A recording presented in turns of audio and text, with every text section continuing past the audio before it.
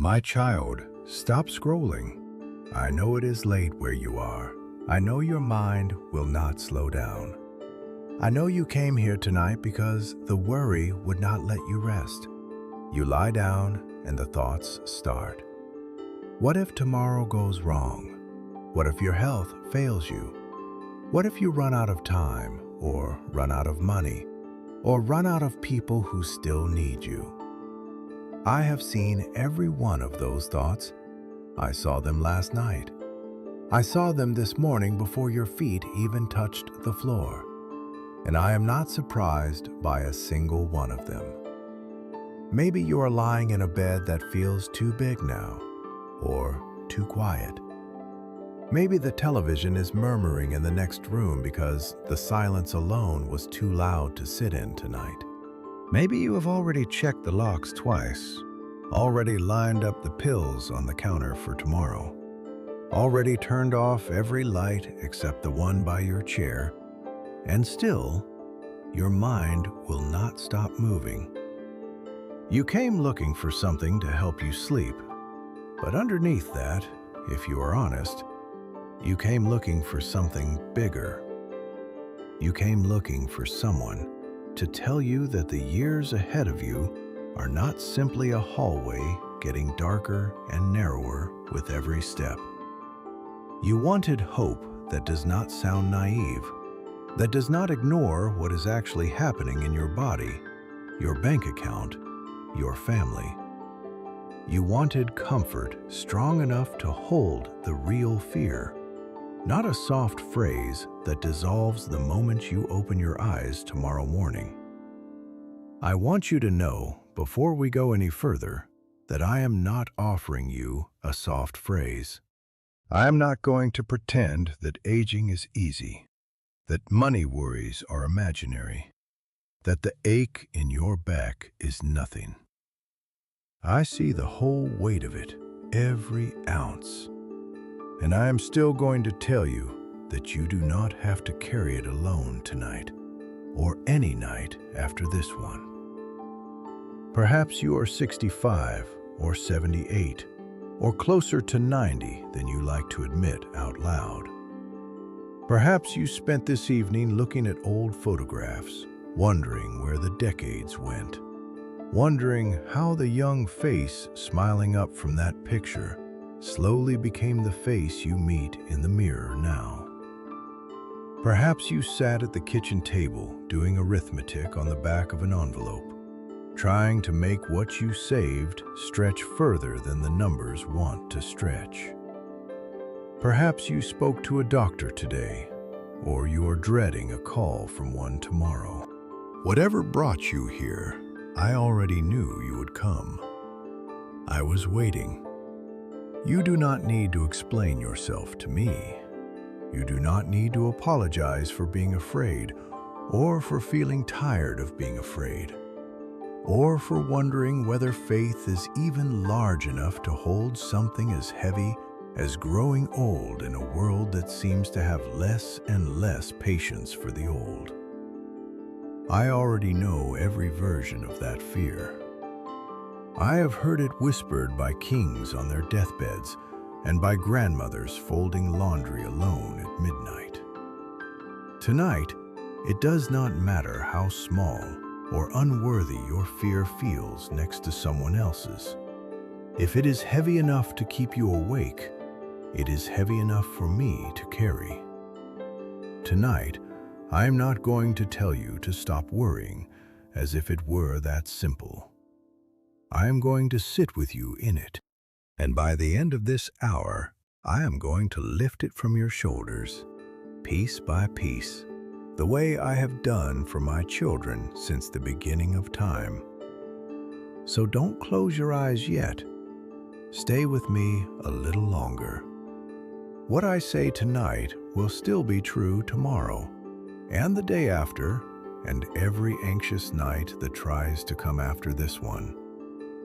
If you can hear my voice right now, do one thing for me before we go further.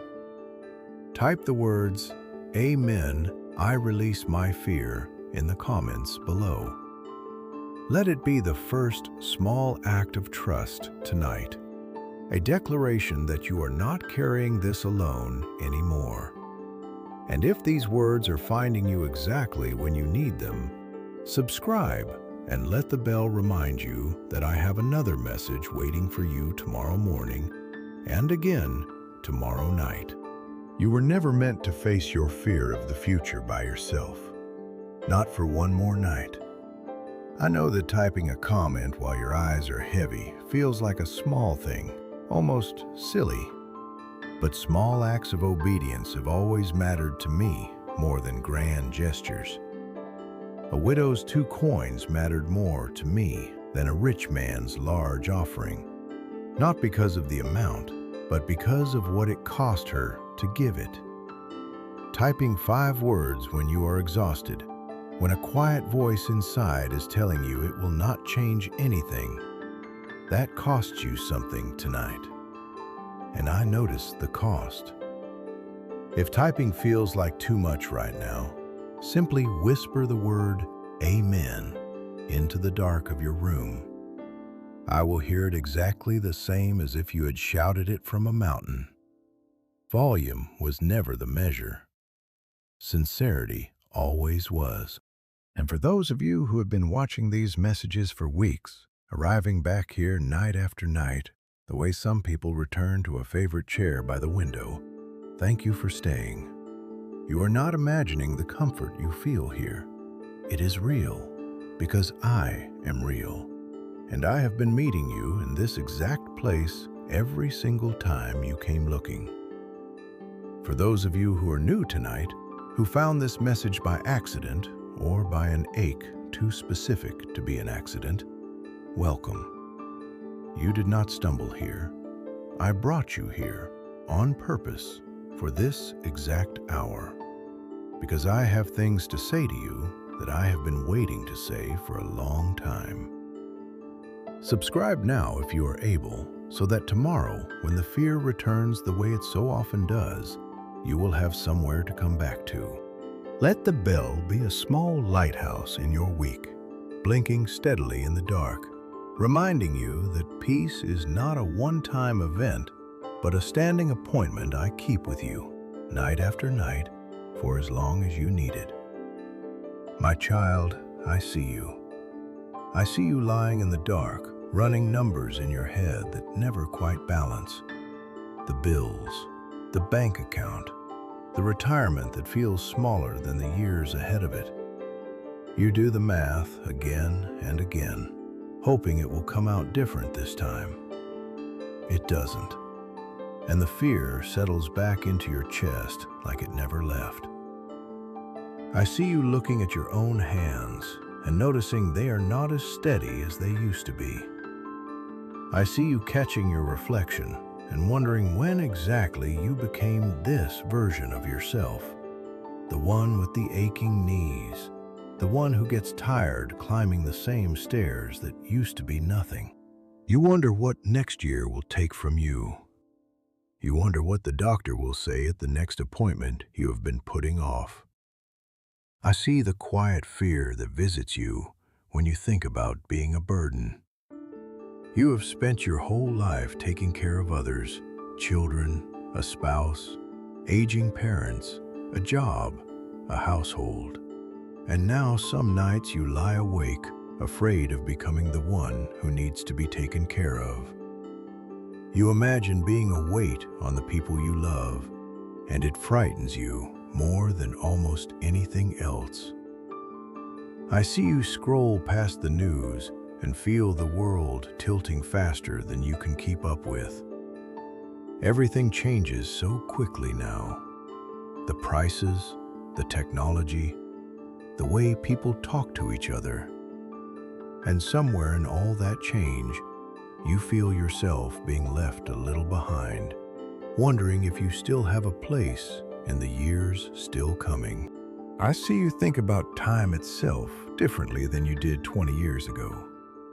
You count it now.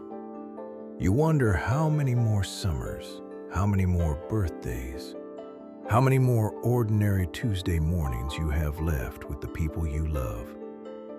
That thought comes in the middle of an ordinary afternoon and steals the peace right out of it.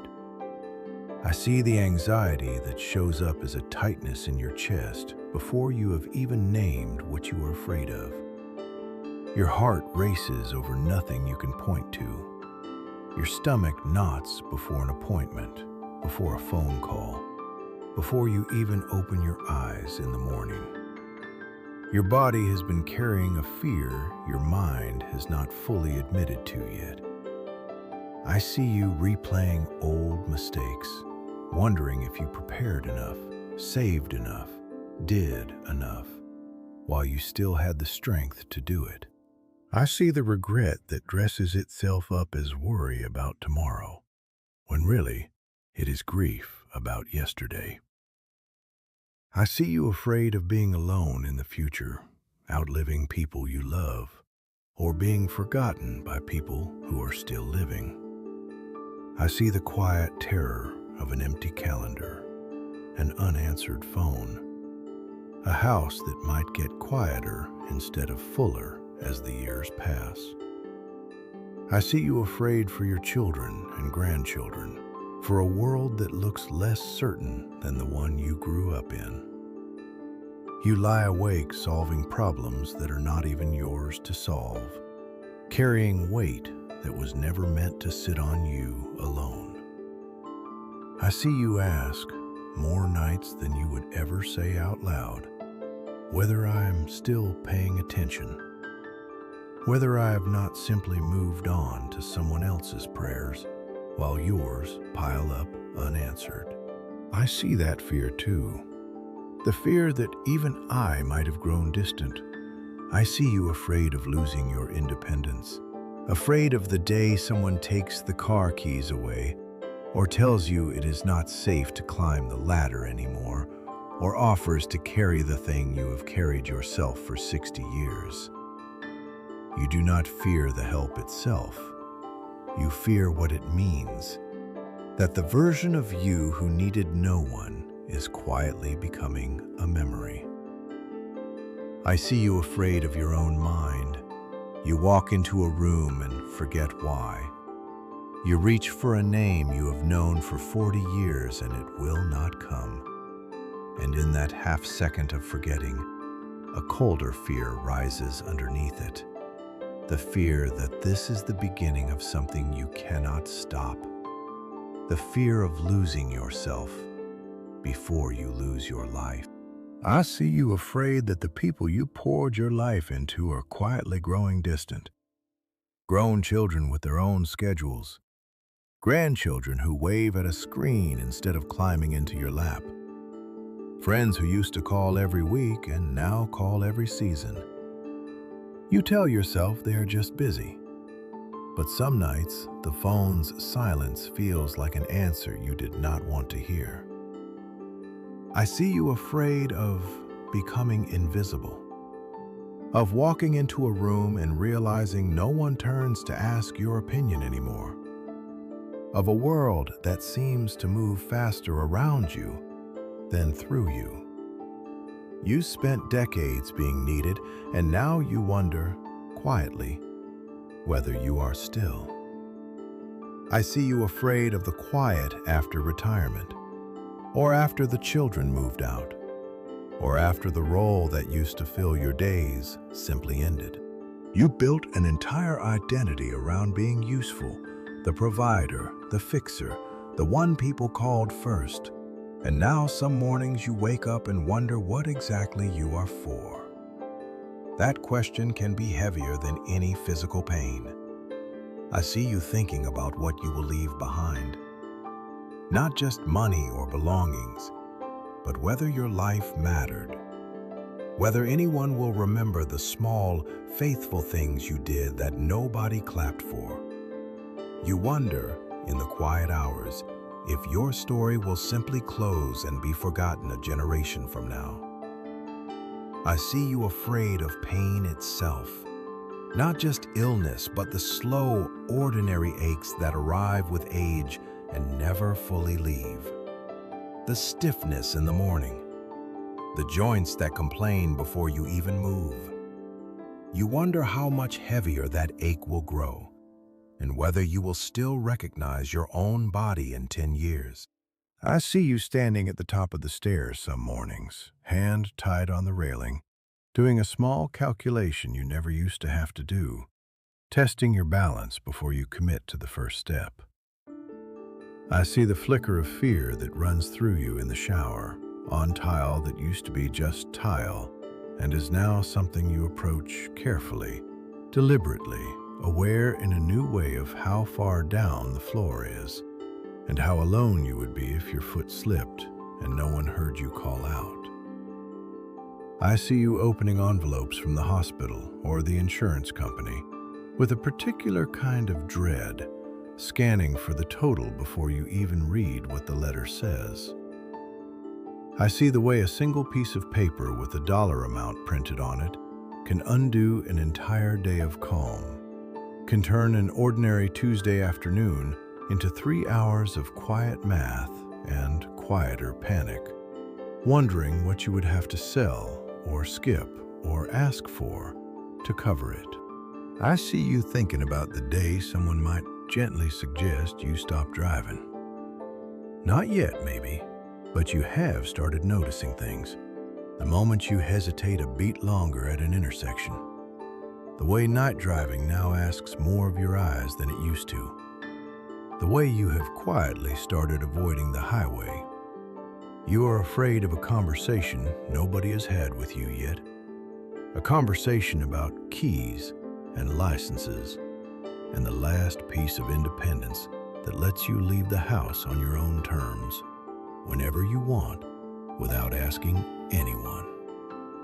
I see you looking at photographs of your grandchildren and feeling something more complicated than pride. You wonder if they will remember your voice, your hands, the particular way you say their name, or if you will become a name in a story someone tells them after you are gone. A photograph on a wall instead of a person they actually knew and were known by in return. I see the fear that visits you late at night, the one you rarely say out loud to anyone. The fear of the moment itself, of being alone when it happens, of no one being in the room, of a silence with no hand to hold. That fear sits underneath so many of your other fears, quietly, and I see it clearly even when you try hard not to look at it directly. I see you afraid of becoming someone people love out of duty instead of delight. You imagine a son or a daughter visiting because it is Sunday, and Sundays are for visiting mom or dad, checking their watch a little, staying exactly as long as politeness requires and not a minute longer. You wonder if the warmth you used to feel from people has quietly become obligation wearing warmth's clothing, and that thought is lonelier than being alone. I see you catch your reflection in a store window you were not expecting to pass, and for half a second you do not recognize the person looking back. The face is changed so gradually you never saw it happen, and yet suddenly in that window it has happened completely. You stand there a moment longer than you meant to, searching for the person you still feel like inside. I see you doing the retirement math again at 11 at night, running the same numbers you ran last week, hoping this time they will stretch a little further. I see the specific fear of outliving what you saved, not fear of poverty in the abstract, but the very particular fear of a bank statement that reaches zero while you are still here to see it happen. I see you flinch when the phone rings with a number you do not recognize, because somewhere in the last few years, an unfamiliar number stopped meaning opportunity and started meaning bad news. I see you rehearsing, before you even answer, how you will hold your voice steady if it turns out to be a doctor's office, calling about test results you have been trying not to think about. I see the exact shape of your 3 a.m. thoughts, because I am there for every one of them. The same loop over and over. What if the pain in my side is something? What if I fall and no one finds me until morning? What if the money runs out before I do? What if my children stop calling?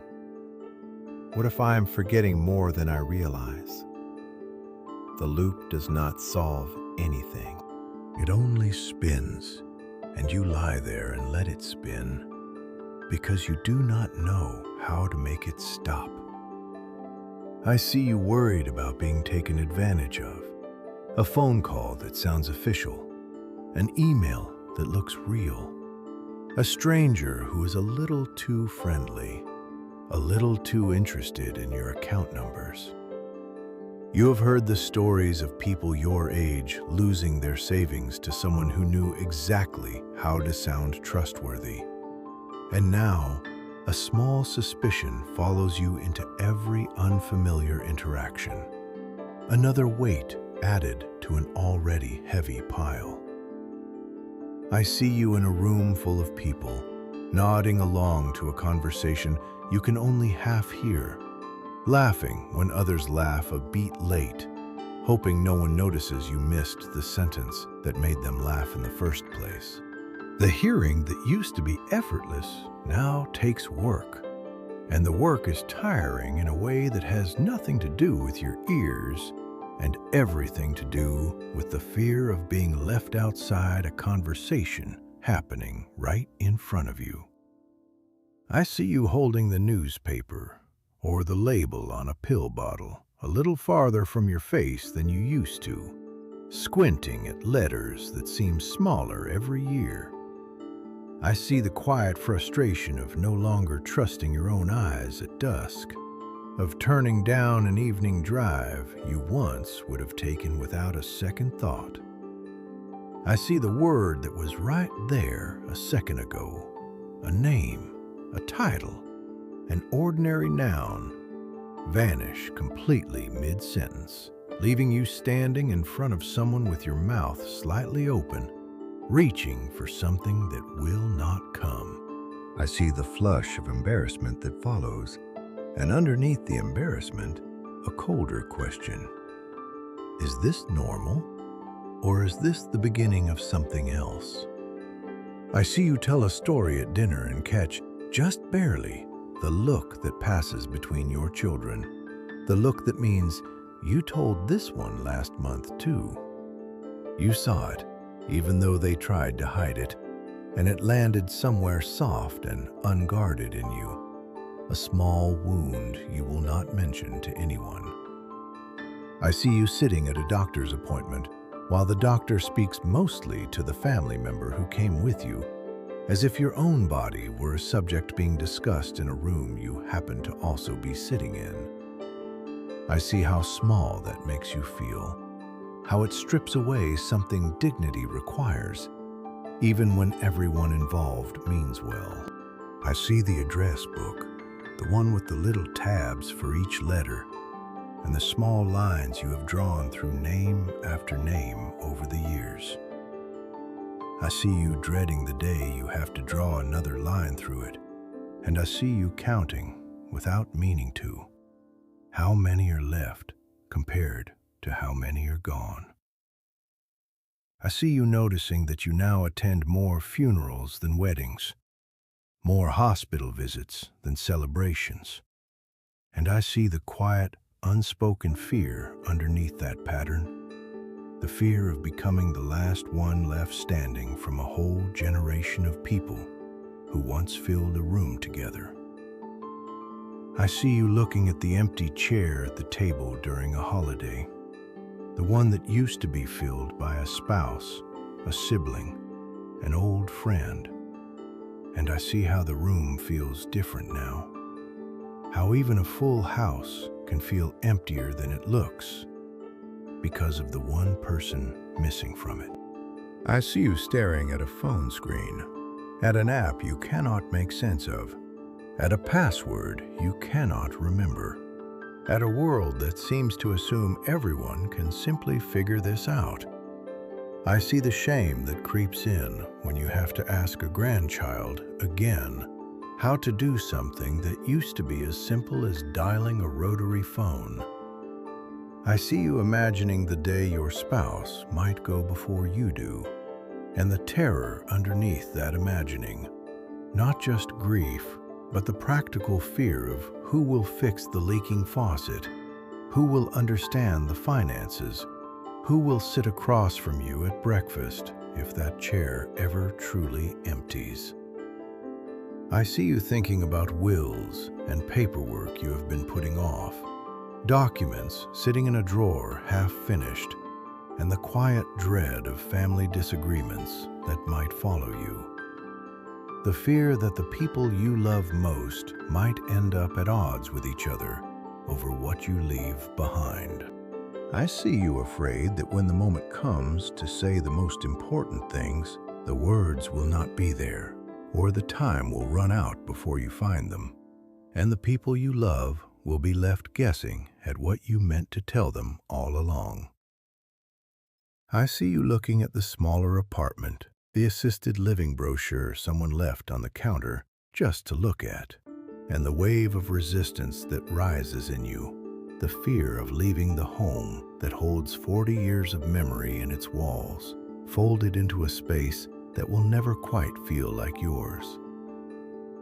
I see you organizing the pills into the little labeled boxes, Monday through Sunday, morning and night, and the low hum of anxiety that never quite leaves while you do it. The fear of forgetting a dose, of taking the wrong one, of a mistake with consequences too large for so small an object. I see you waking up and doing a quiet inventory of your body before you even get out of bed. What hurts today that did not hurt yesterday? What feels stiffer? What feels different? I see how that inventory has become a daily ritual you never asked for and cannot seem to stop. I see the guitar in the corner that has not been played in a year. I see the garden that has gone a little wild because kneeling has become harder than it used to be. I see the hobbies that once gave you joy sitting quietly out of reach, not because you stopped loving them, but because your body negotiates with you now in ways it never used to. I see you checking your phone for a text that has not come, rereading the last message you sent your son or daughter, wondering if "we'll figure it out" was ever going to be followed by actual figuring, or if it was simply a kind way of ending an uncomfortable conversation. I see you catching yourself sounding like the very stereotype you swore you would never become, impatient with the pace of the world, complaining about things you once found charming. And I see the private fear that you are turning into someone people tolerate rather than someone people seek out. I see the particular silence of a house after everyone has gone home from a visit, dishes still warm in the sink, chairs pushed back at odd angles, and then nothing, just you and the quiet. And how much louder that quiet feels than it did in the years when the house was never empty for long.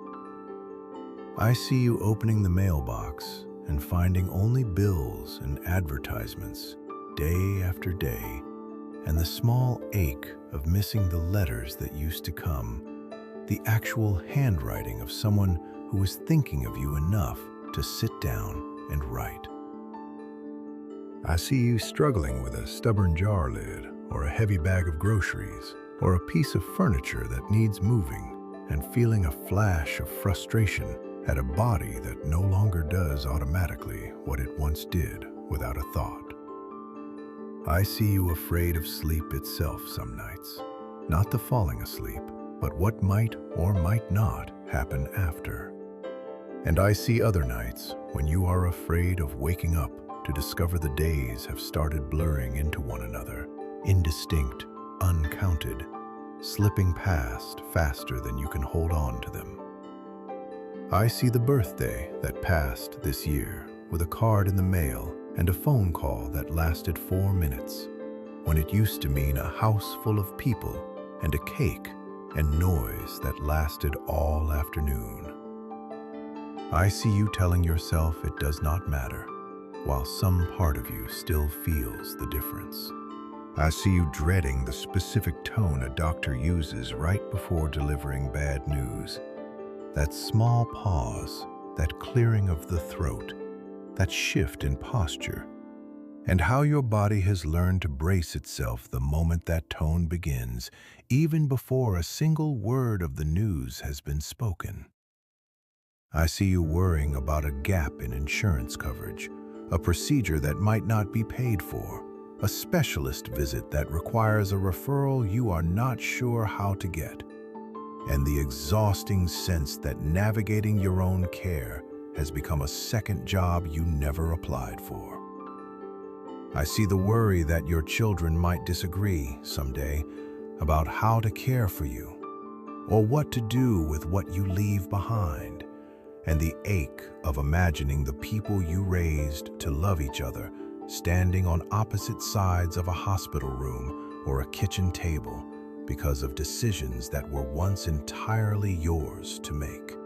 I see you noticing that fewer people ask your opinion than used to. On family decisions, on world events, on matters you once weighed in on without being asked. I see how quietly that recedes, and how much it can feel like being erased one small omission at a time. I see you comparing yourself to a friend your age who seems to be aging effortlessly, still hiking, still traveling, still sharp as ever. And the private, uncharitable thought that follows: why does it look so much harder for me? I see that comparison, and I see the shame that comes right behind it for even having the thought. I see you wondering in your most honest moments if you have prayed wrong somehow, if your faith has grown dry, if I have simply grown quieter toward you the way everything else in your life seems to have grown quieter and more distant. I see that fear too, and I want you to know it is one of the ones closest to my heart tonight. I see you noticing that food does not taste quite the way it used to, that colors seem a little less vivid, that a smell that once brought back an entire summer afternoon barely registers at all anymore. Small losses, easy to overlook individually, but you feel them add up quietly, like a dimmer switch turned down 1 degree at a time. I see you afraid of the bills arriving out of order, of a due date slipping past because the stack on the counter has gotten confusing, of a late fee that feels less like an inconvenience and more like proof that you are starting to lose your grip on things you managed easily for 50 years. I see you wondering what your grandchildren will actually know about you one day. Not the facts, the birth date, the hometown, but the real things. The way you hummed while you cooked, the particular joke you always told, the hard years you survived that shaped every kindness you ever showed them. You are afraid those things will simply evaporate, unspoken, the moment you are no longer here to say them yourself. I see you sitting in a pew or in a chair in front of a screen because getting to church has become harder than it used to be, and feeling a strange, aching distance from a faith that once felt close enough to touch. You wonder if you have drifted from me when really, some Sundays, your body has simply grown tired, and I have never once measured your nearness to me by whether you managed to leave the house. I see the particular fear of watching a spouse decline before you do, of becoming a caregiver yourself while your own body is asking for care too, stretched between two sets of needs with not quite enough of you to go around. I see the exhaustion under that fear, the guilt that comes when you feel resentment for even 1 second, and the love that comes right behind the guilt to remind you why you are still standing there. I see you thinking about the cost of long-term care, the number that seems designed to frighten anyone who reads it, and the fear that whatever you meant to leave behind for your children will instead disappear into facilities and aids and medical equipment, leaving nothing but bills where you hoped there would be a blessing. I see you dreading the holidays differently than you used to. Not the holiday itself, but the travel it requires, the energy it demands, the quiet math of whether your body can handle a trip that used to be nothing at all. I see the grief of choosing to stay home, missing what you used to simply attend without a second thought. I see you leaning on a cane, or considering a walker, or already using one, and the complicated feelings that come with it. Gratitude for the stability, and grief for the version of you that once moved through the world without needing anything to hold on to. I see how hard it is for you to ask for help, even now, even after a whole life of learning that lesson. I see the old instinct rising every time, I can do this myself, even when your body is quietly telling you otherwise. And I see the pride wrestling with the need, night after night. I see the particular loneliness of a Saturday with nothing on the calendar. Once, weekends were rest from a full week. Now, some weekends stretch long and empty, with nowhere to be and no one expected.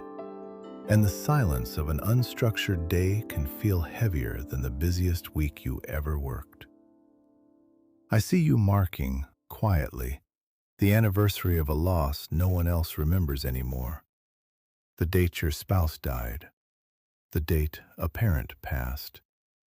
The date a friendship ended in grief instead of anger. I see you carrying that date alone in your chest, while the rest of the world moves through an ordinary Tuesday. I see you on a video call with grandchildren who wave and smile and then wander off after 90 seconds. And I see the ache of a screen that shows you their faces, but cannot replace the weight of a hug, the smell of a child's hair, the small hand actually inside yours, instead of a pixelated wave goodbye. I see the moments when gratitude, which used to come so easily to you, has started curdling at the edges into something closer to bitterness, toward a body that betrays you, toward a family that seems distracted, toward a world that seems to have moved on without asking your opinion. I see how much it frightens you to notice that shift in your own heart, because you do not want to become someone bitterness has claimed. I see you afraid of how you will be remembered, not the highlight reel, but the real memory, the one that includes the hard years, the short temper you had sometimes, the mistakes you never quite apologized for the way you meant to. You are afraid the difficult moments will outweigh the loving ones in the memory you leave behind, when the truth is far more complicated and far more forgivable than you give yourself credit for.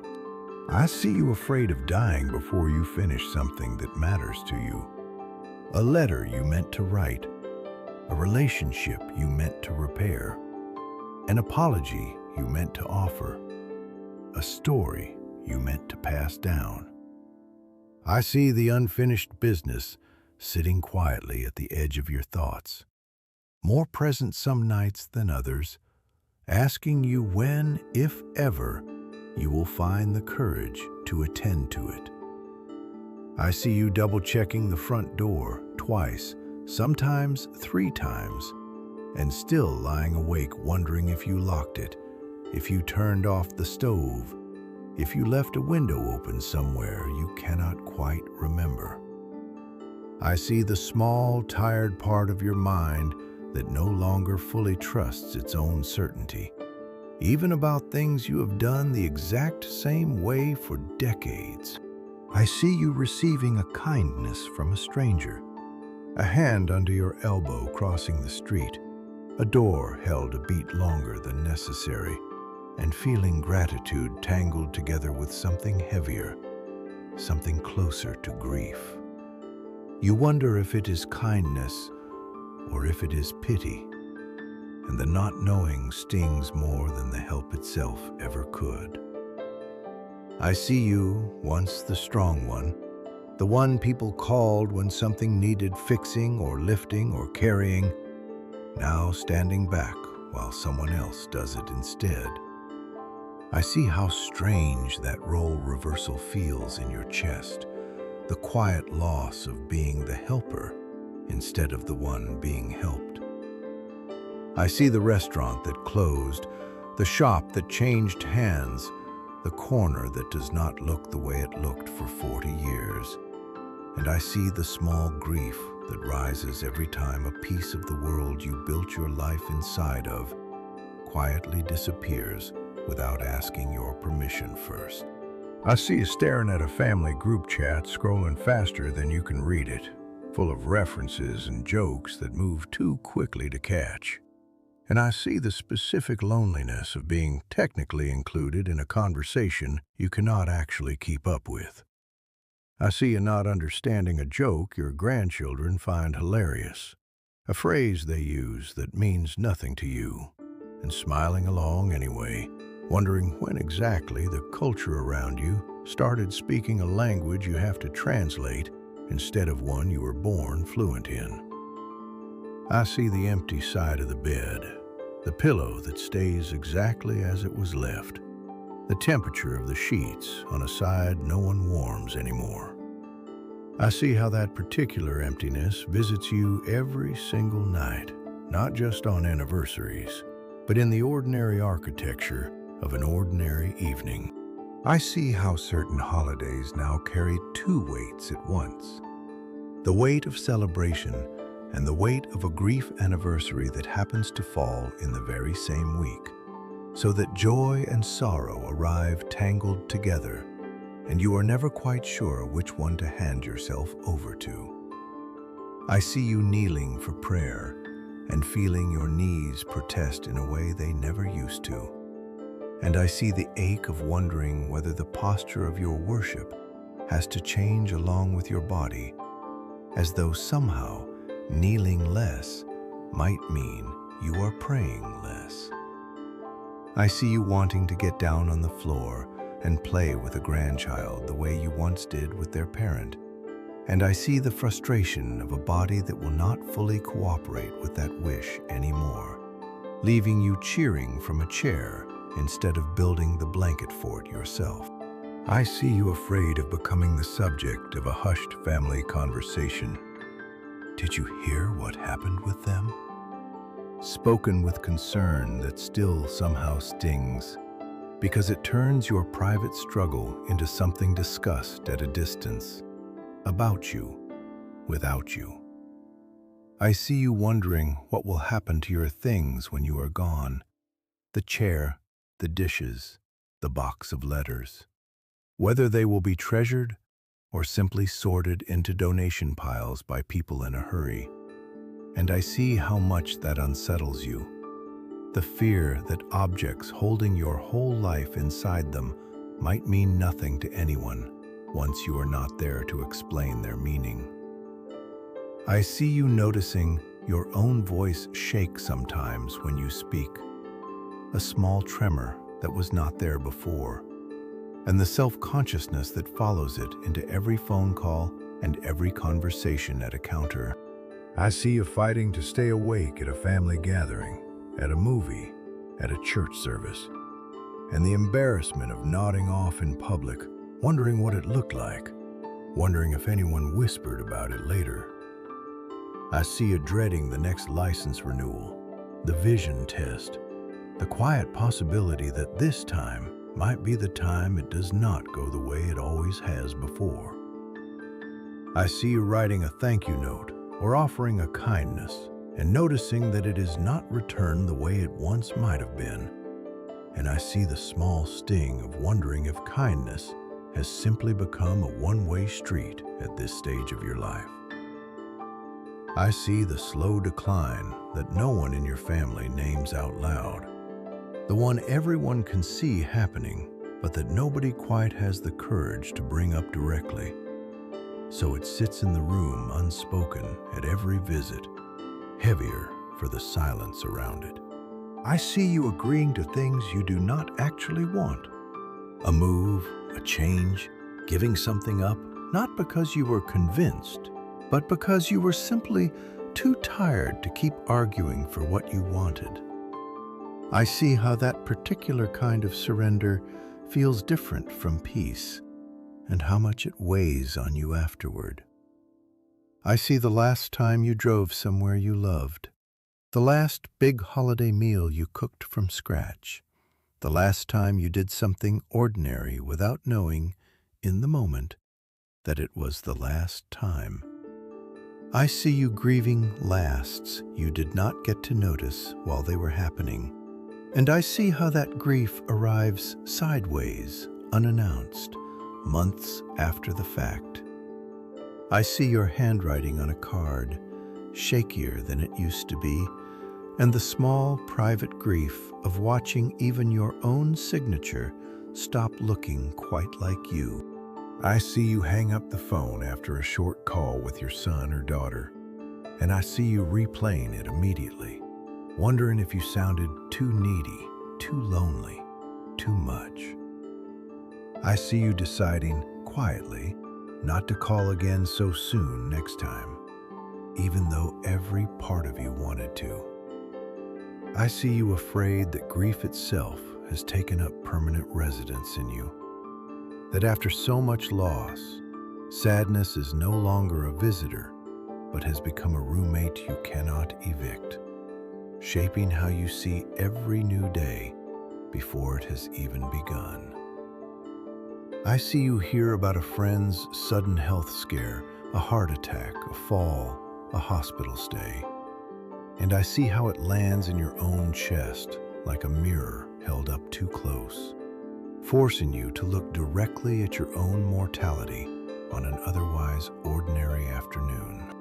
I see the committee you used to lead, the book club, the volunteer shift at church, slowly becoming things your body can no longer keep pace with. And I see the identity that quietly goes with them, the sense of, what do I do now, that follows the loss of a role you built years of your life around. I see you watching a spouse or an old friend begin to forget things, small things at first, and I see the specific terror underneath it. Not just losing them to time the way everyone eventually is lost, but the fear of a day when they may look at you and not fully know who you are.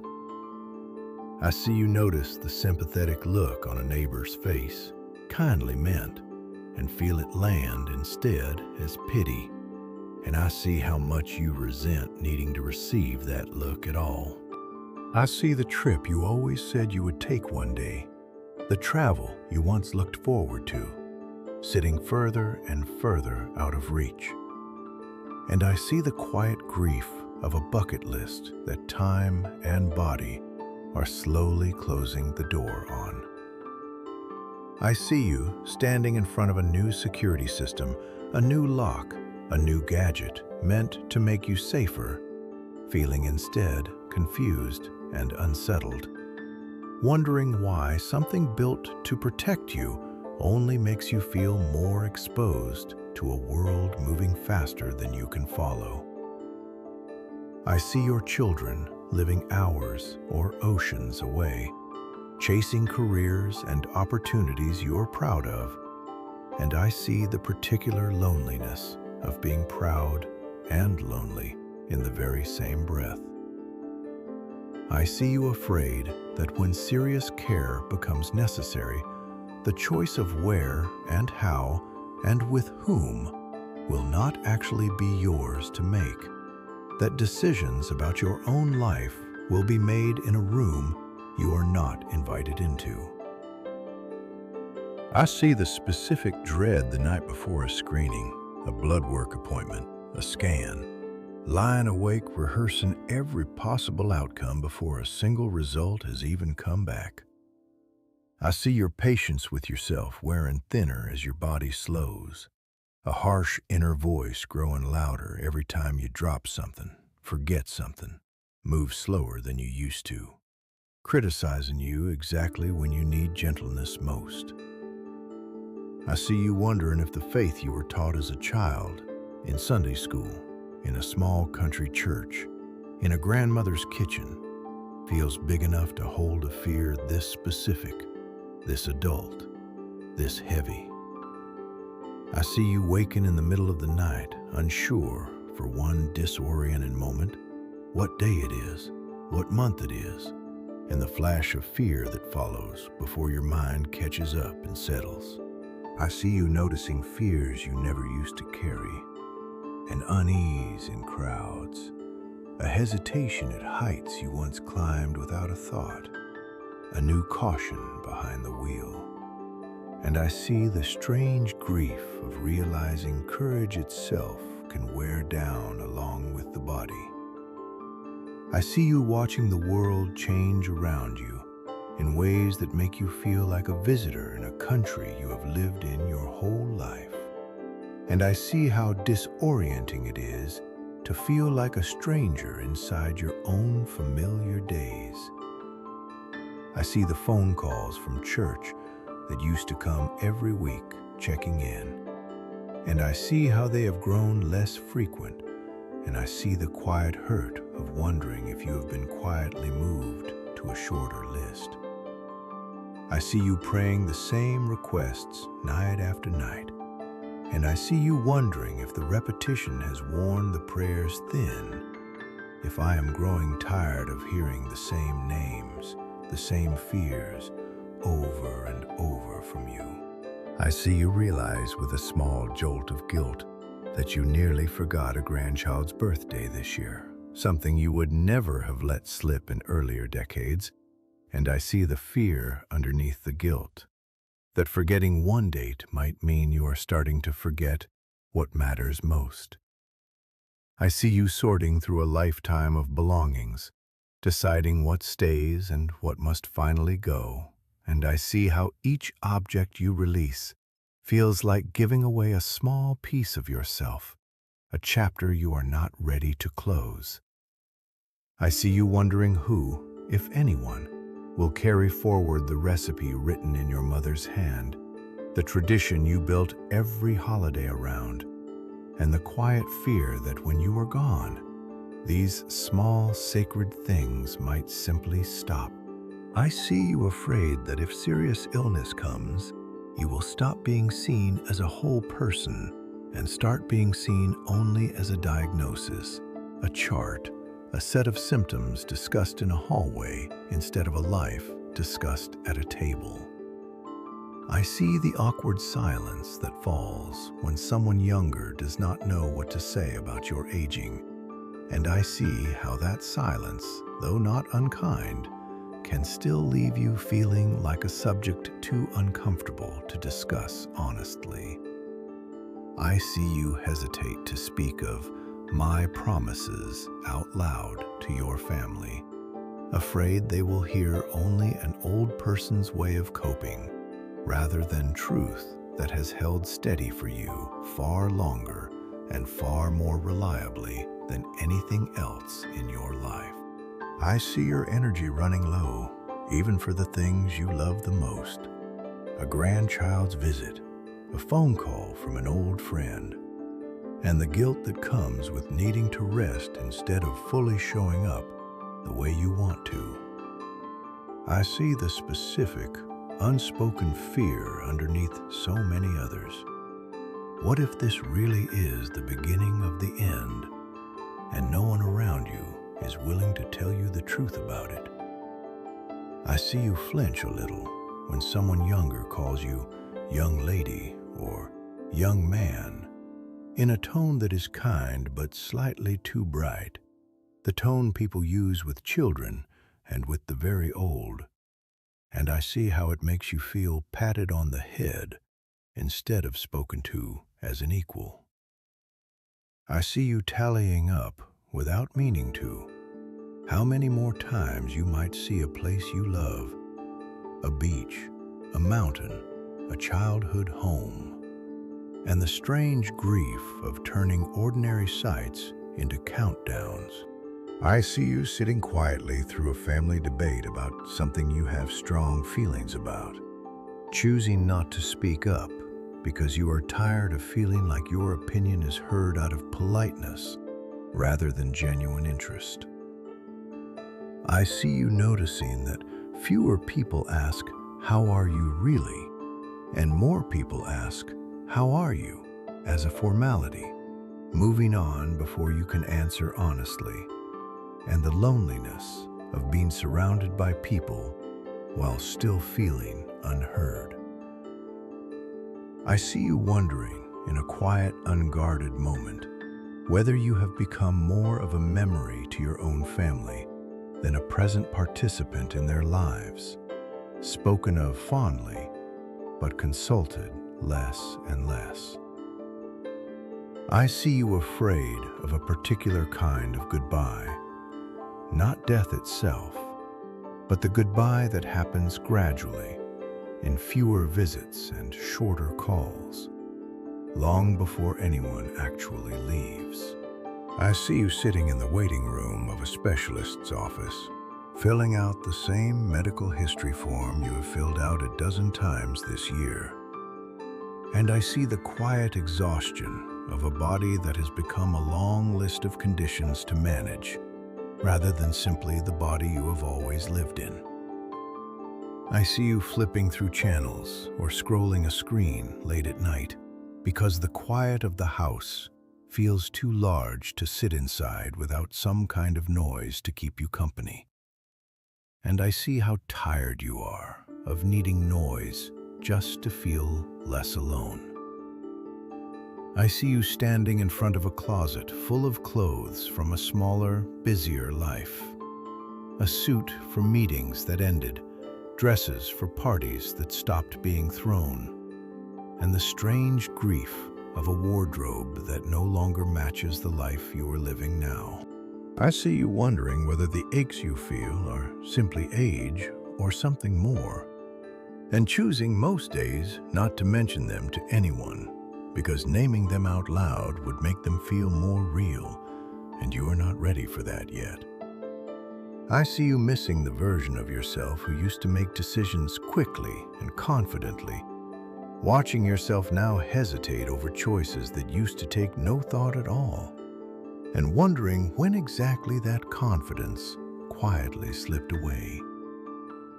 My child, none of this is hidden from me. Not the numbers you cannot make balance, not the ache in your knees, not the fear of becoming a burden, not the grief wearing the mask of worry, not the doubt about whether I still hear you. I see all of it, and I have not looked away for even a moment. Psalm 55 tells you, "Cast your burden on the Lord, and He will sustain you." Not carry it a little lighter, not manage it better on your own. Cast it. Hand it over completely, the way you would hand something heavy to someone stronger than you. Because I am stronger than the years ahead of you, stronger than the diagnosis you fear, stronger than the loneliness you dread. Tonight, I'm going to prove to you, piece by piece, that the future you are so afraid of is not a future I have abandoned you to. It is a future I am already standing in, waiting for you to arrive. My child, hear me now, because this is the part where the fear starts to loosen its grip. You have been treating tomorrow like it is yours to carry alone. It never was. Matthew 6 says, "Do not worry about tomorrow, for tomorrow will worry about itself." That was not me telling you to be careless. That was me telling you that tomorrow already has a caretaker, and it is me, not you. You were never meant to hold both today and every day still coming. That weight was always too much for human shoulders. It was always meant for mine. So tonight, I am lifting the years off of you, one at a time. I am lifting the fear about your health. I do not promise you a body that never changes, because bodies age. That is the nature of this life. But I promise you my presence in every appointment, every test, every hard conversation with a doctor. Isaiah 41 says, "Do not fear, for I am with you. Do not be dismayed, for I am your God. I will strengthen you and help you." Whatever tomorrow's diagnosis holds, you will not face it as one small person against a frightening word on a page. You will face it with me beside you, and I have never once lost a battle I was standing in. I am lifting the fear about money, about whether there will be enough. I know the account balances that keep you up at night. I know the retirement that looks thinner than you hoped. Philippians 4 says, "My God will supply every need of yours according to His riches." Not according to your bank statement, according to mine. I have carried my children through empty cupboards and thin years before, and I have never once let them starve for long. I am not asking you to stop being wise with what you have. I am asking you to stop believing that its size determines your safety. Your safety was never in the number. It was always in me. I am lifting the fear of becoming a burden. My child, hear this clearly. Needing help is not a failure. It is not a debt you are ashamed to owe. Every person you have ever cared for, every child you raised, every friend you carried through a hard season, none of them earned that care first. You gave it freely, because that is what love does. And the people who love you will feel the same way about caring for you, if that day ever comes. You are not a burden. You are a person who has spent a lifetime giving, and there is no shame in one day receiving. I am lifting the fear of time running out. My child, you count your years like they are slipping through your fingers, but I do not count time the way you do.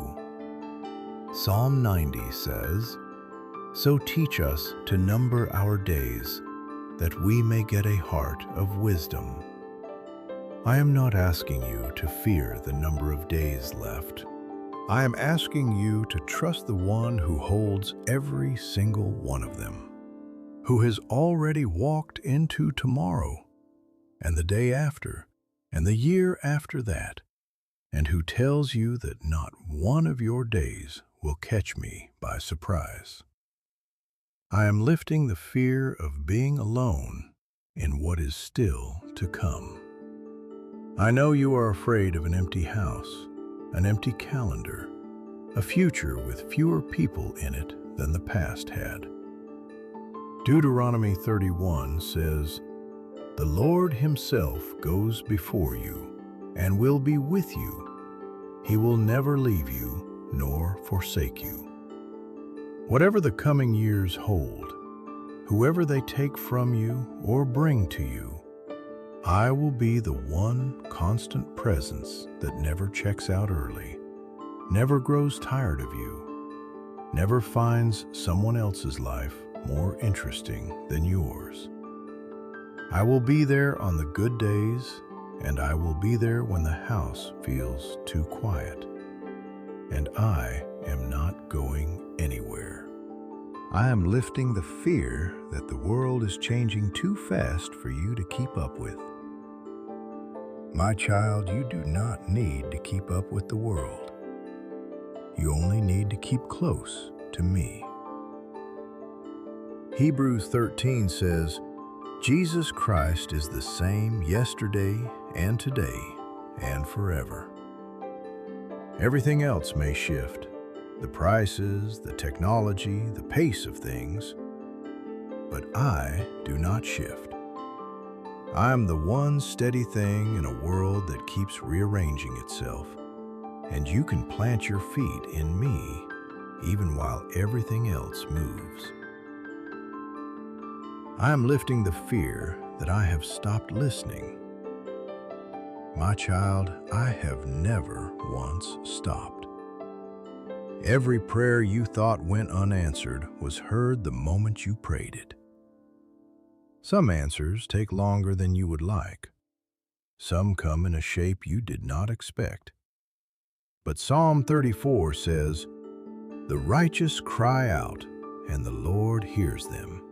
He delivers them from all their troubles." I am not slow. I am not distracted. I am simply working on a timeline that is wiser than the one you would have chosen for yourself. I am lifting the fear of losing your independence. My child, your worth was never in what you could carry, drive, or climb. It was always in who you are to me. Even if help comes one day, it will not erase you. It will simply be love, arriving in a different form than you are used to giving it, and now receiving it. 2 Corinthians 4 says, "Though our outer self is wasting away, our inner self is being renewed day by day." What is truly you does not weaken with the years. It is being made new, even now. I am lifting the fear of your own mind. My child, a forgotten name is not the loss of your soul. I know you completely. Every memory you hold and every one that slips quietly away. Isaiah 49 says, "I will not forget you. Behold, I have engraved you on the palms of my hands." Even if a day comes when your memory grows uncertain, mine never will. I remember every detail of you, and I always will. I am lifting the fear that the people you love are drifting from you. My child, love does not disappear because life gets full. And even where human love grows thin through no fault of anyone's, mine does not thin at all. Psalm 27 says, "Though my father and mother forsake me, the Lord will receive me." I will not let a quiet phone convince you that you are forgotten. You are remembered completely every single day. I am lifting the fear of becoming invisible. My child, you were never seen by me only because of what you produced or accomplished. I saw you before you did a single useful thing in this world, and I see you now in exactly the same way. Zephaniah 3 says, "The Lord your God is in your midst. He will rejoice over you with gladness." Not the world's applause, mine. And mine has never once quieted.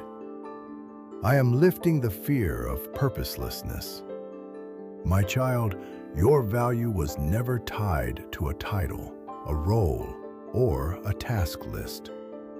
Jeremiah 29 says, "I know the plans I have for you, plans for welfare and not for evil, to give you a future and a hope." Those plans did not expire when the role ended. There is still purpose written into the years ahead of you. Quieter purpose, perhaps, but no less real. A phone call that comforts someone, a prayer prayed for a grandchild, a kindness shown to a stranger. I am not finished writing your story. I am lifting the fear about your legacy. My child, I keep a better record than the world does. Hebrews 6 says that I am not unjust so as to overlook your work and the love that you have shown. Every unseen kindness, every quiet sacrifice, every faithful year, I saw every one of them, and none of it is forgotten, even if the world never claps for it. Your legacy is safe with me, whether or not it is ever written in a book. I am lifting the fear of pain in the years ahead. My child, I do not promise you a body untouched by age, but I promise you my presence in every ache, every stiff morning, every slow step. 2 Corinthians 12 says, "My grace is sufficient for you, for my power is made perfect in weakness." Your weakening body is not a sign that I have stepped back. It is simply the place where my strength will show up most clearly. I am lifting the fear that lives on the stairs, in the shower, in every moment you test your own balance before trusting it.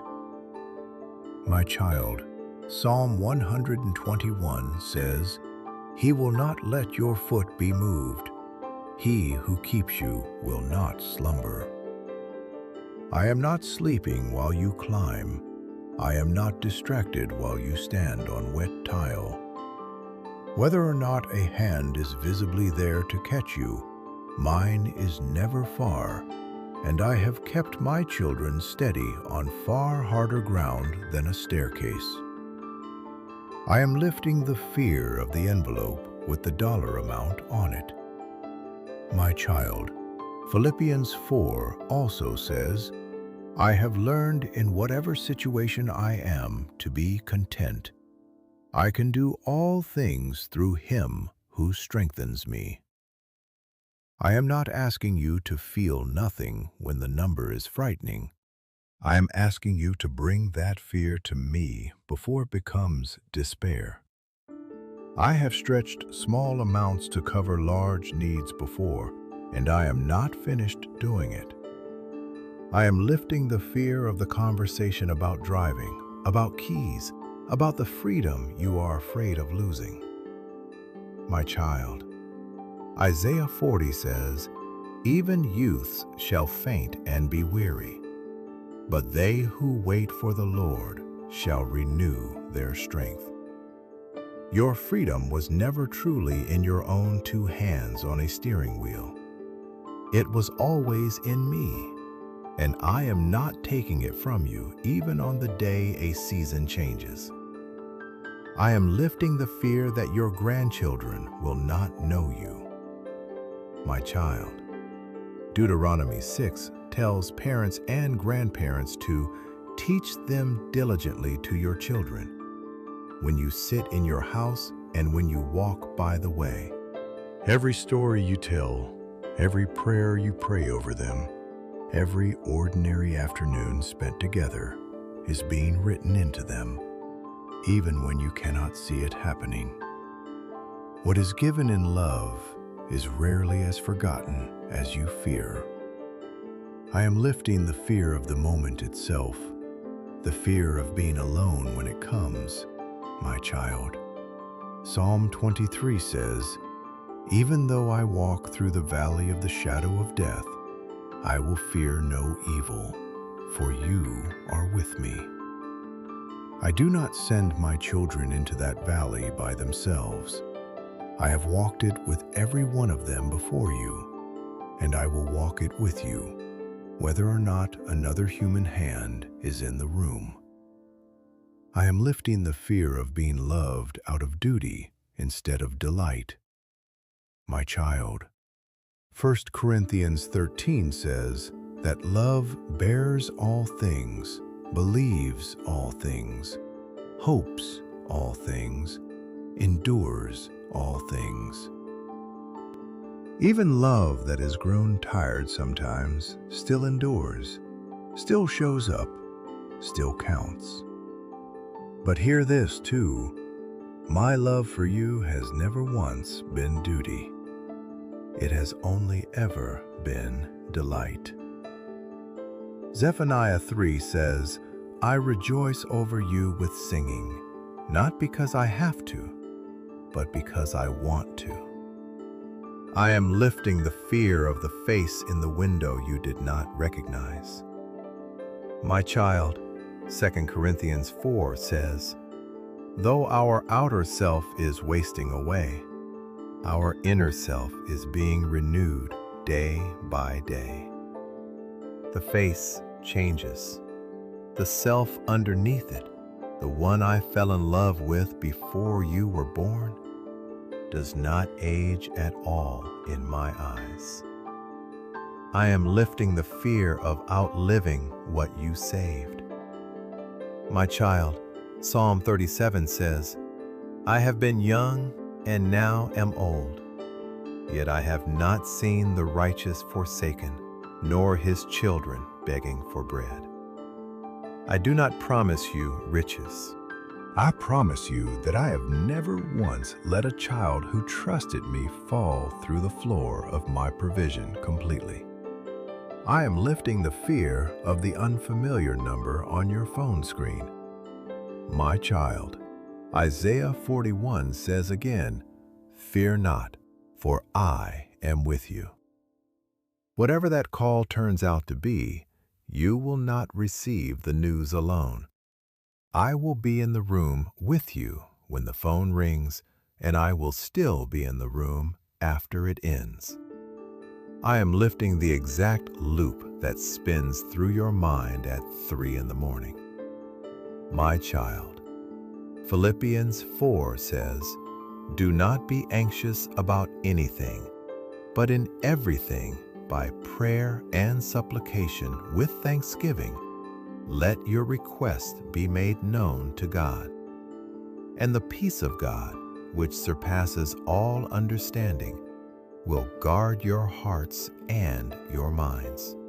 That peace is a guard, my child, set at the door of your mind precisely to interrupt loops like the one that visits you at 3 a.m. I am lifting the fear of being deceived or taken advantage of. My child, Proverbs 3 says, trust in the Lord with all your heart, and do not lean on your own understanding. I will give you discernment when you need it, a check in your spirit before you sign, before you agree, before you hand something over. You are not defenseless. You have me watching over what is yours. I am lifting the fear of missing the conversation, of ears that do not catch every word anymore. My child, I hear every word you cannot. Psalm 34 says, the eyes of the Lord are toward the righteous, and his ears toward their cry. Even in a room where the words blur together, I am still hearing every true thing said about you and to you. I am lifting the fear of eyes that strain in the evening light. My child, Psalm 119 says, your word is a lamp to my feet and a light to my path. Some light matters more than the light your eyes can gather. I will keep lighting your path even on the darkest evenings, in ways your eyes were never meant to be the only source of. I am lifting the fear of the word that disappears mid-sentence. My child, you are not defined by the words you can retrieve on command. Isaiah 49 says again, I will not forget you. I hold every word you have ever meant to say, even the ones that slip from you before they reach your mouth. Nothing true about you depends on your recall. I am lifting the fear of the look that passed between your children when you told the story again. My child, love that is real does not keep score of repetition. 1 Peter 4 says, "Above all, keep loving one another earnestly, since love covers a multitude of sins." A repeated story is not a sin needing covering, but if it embarrasses you, know that love covers that too, gently, the way it has always covered the small things that make us human. I am lifting the fear of being spoken about instead of spoken to. My child, I have never once spoken about you behind your back. Psalm 139 says, "You have searched me and known me. You discern my thoughts from afar." I speak directly to you, always, and I see you as whole, present, and worth addressing, even in rooms where others forget to. I am lifting the fear that grows with every name crossed out of your address book. My child, Revelation 21 says, "He will wipe away every tear from their eyes, and death shall be no more. Neither shall there be mourning, nor crying, nor pain any more, for the former things have passed away." Every person you have loved and lost is not lost to me. I am keeping every one of them, and one day the goodbyes you have collected will not be the end of the story. I am lifting the fear of being the last one left from your generation. My child, Psalm 71 says, "Do not cast me off in the time of old age. Forsake me not when my strength is spent." I have never cast off an aging child yet, and your years do not make you less valuable to me. They make you more finished, more seasoned, more mine. I am lifting the grief of the empty chair at your table. My child, Psalm 68 says, "I am a father of the fatherless and protector of widows." God settles the solitary in a home. I fill empty chairs in ways the eye cannot always see. My presence is not a replacement for the ones you lost, but it is real, and it is enough to sit with you in the space they left behind. I am lifting the fear of the phone screen and the app you cannot make sense of. My child, you do not need to master every new thing the world invents to remain valuable in it. James 1 says, "If any of you lacks wisdom, let him ask God, who gives generously to all without reproach." Ask me for patience with yourself here, not just skill with the screen. Confusion about a device is not a verdict on your mind. I am lifting the fear of being the one left behind if your spouse goes first. My child, Isaiah 54 says, "For your Maker is your husband, the Lord of hosts is his name." Whatever human companionship changes in the years ahead, I do not leave, and I do not remarry my attention elsewhere. I remain fully, completely committed to you for every day that follows any loss. I am lifting the fear of unfinished paperwork, of wills and family disagreements you cannot control from beyond your own lifetime. My child, Proverbs 13 says, "A good man leaves an inheritance to his children's children." Do what you reasonably can while you have strength, and then release the rest into my hands. I can settle what paper cannot, and I can soften hearts that documents alone never could. I am lifting the fear that you will run out of time to say the important things. My child, do not wait for a perfect moment that may never come. Ecclesiastes 3 says, "There is a time to keep silence and a time to speak. Ask me for the words, and ask me for the courage, tonight if you need to, and I will help carry what needs saying into the mouths of the people who need to say it." I am lifting the fear of leaving the home that holds your memories. My child, John 14 says, "In my Father's house are many rooms. I go to prepare a place for you." Whatever address you live at in these years, I am preparing a permanent home for you that no move, no downsizing, and no assisted living facility can ever take from you. I am lifting the fear tied to the little labeled pillboxes and the mistakes you are afraid of making with them. My child, Psalm 121 says once more, "The Lord will keep you from all evil. He will keep your life." I am not distant from the small, careful tasks of your daily life. I am present in the counting, in the remembering, in the ordinary faithfulness it takes to care for the body I gave you. I am lifting the fear behind your morning inventory of aches. My child, 2 Corinthians 4 tells you again that the outer self wastes away, while the inner self is renewed daily. Every ache is real, and I do not dismiss it. But it is not the whole truth about you.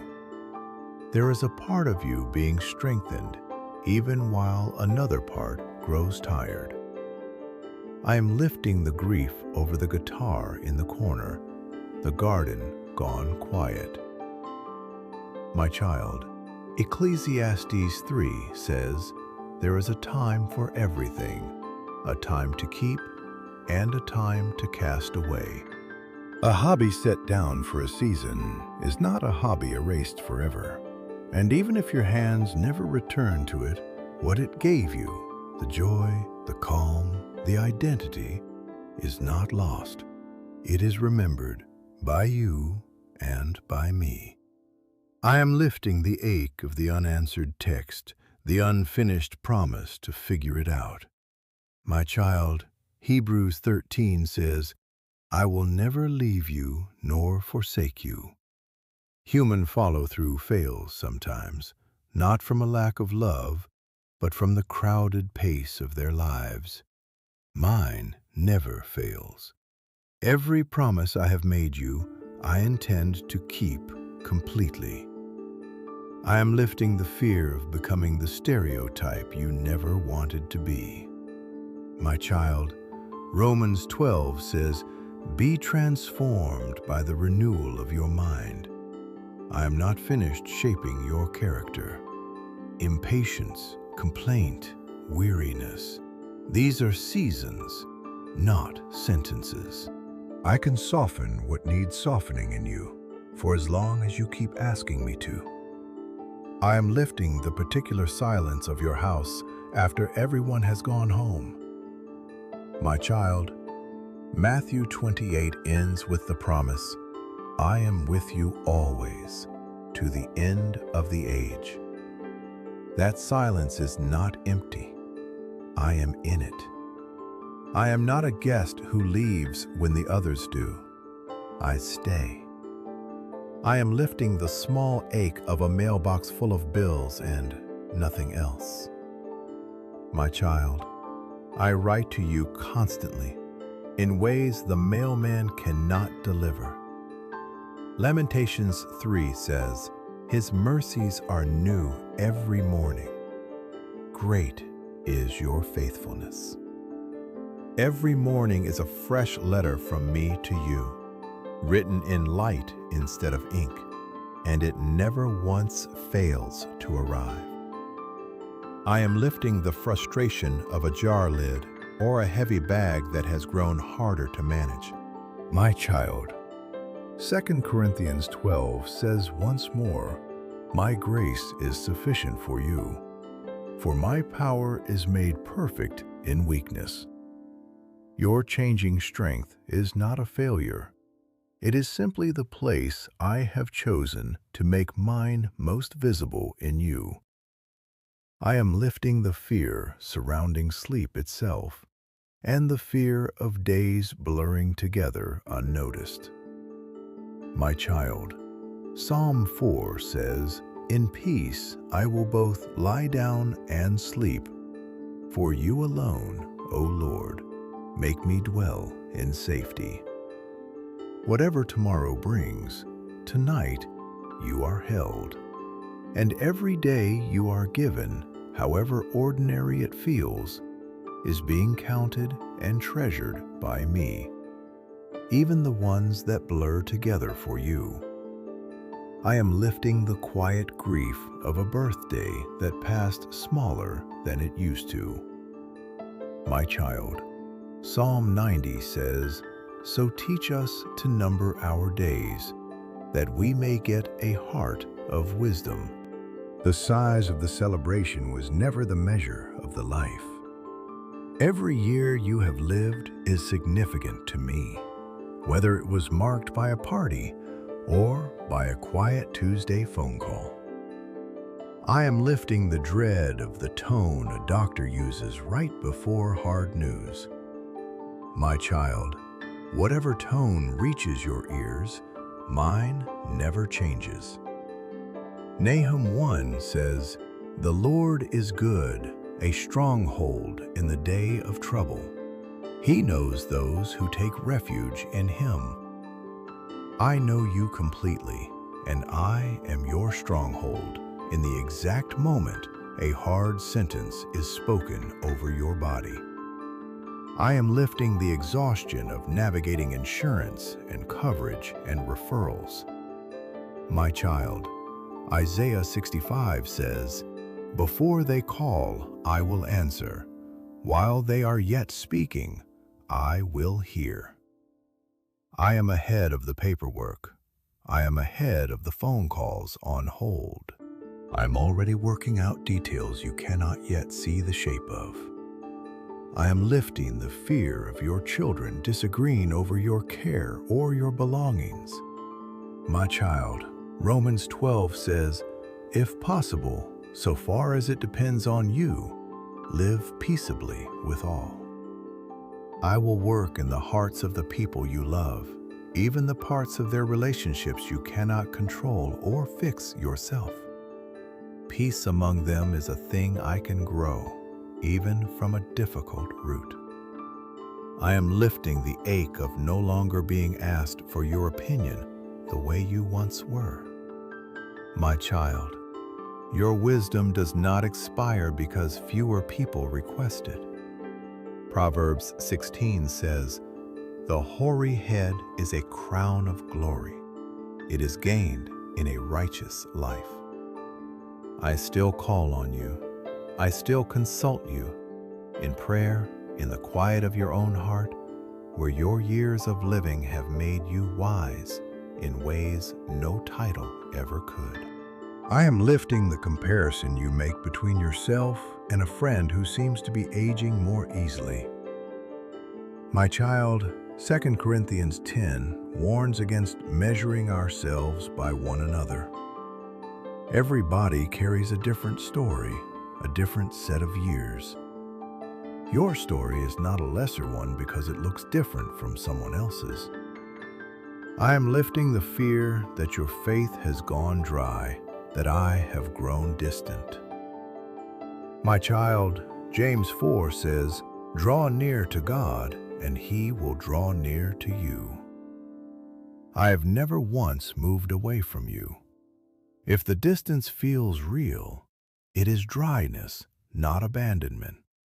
And dryness is a season I have carried many of my children through before bringing them back to green pasture. I am lifting the small grief of a fading sense of taste and smell, the dimmer switch turned down one notch at a time. My child. Psalm 34 says, "O taste and see that the Lord is good." There is a taste that never dulls with age, the taste of my nearness, of my peace, of a heart that has learned to trust me. That one only grows richer with time. I am lifting the fear of a bill slipping past you, a due date missed in a confusing stack. My child. Psalm 37 says, "The steps of a man are established by the Lord when he delights in his way." I am ordering your steps even through paperwork. Ask me before you sit down with the stack, and I will steady your attention exactly when you need it steadied. I am lifting the fear that your grandchildren will never know the real you underneath the facts. My child. Psalm 78 says, "We will tell the next generation the glorious deeds of the Lord." Every quiet story you manage to tell, every song you hum, every value you model without a single word is planted deeper than you know, and I will keep it alive in them long after you are gone. I am lifting the ache of feeling distant from church, from the faith that once felt closer. My child, Hebrews 10 says, "Let us not neglect to meet together, but encouraging one another."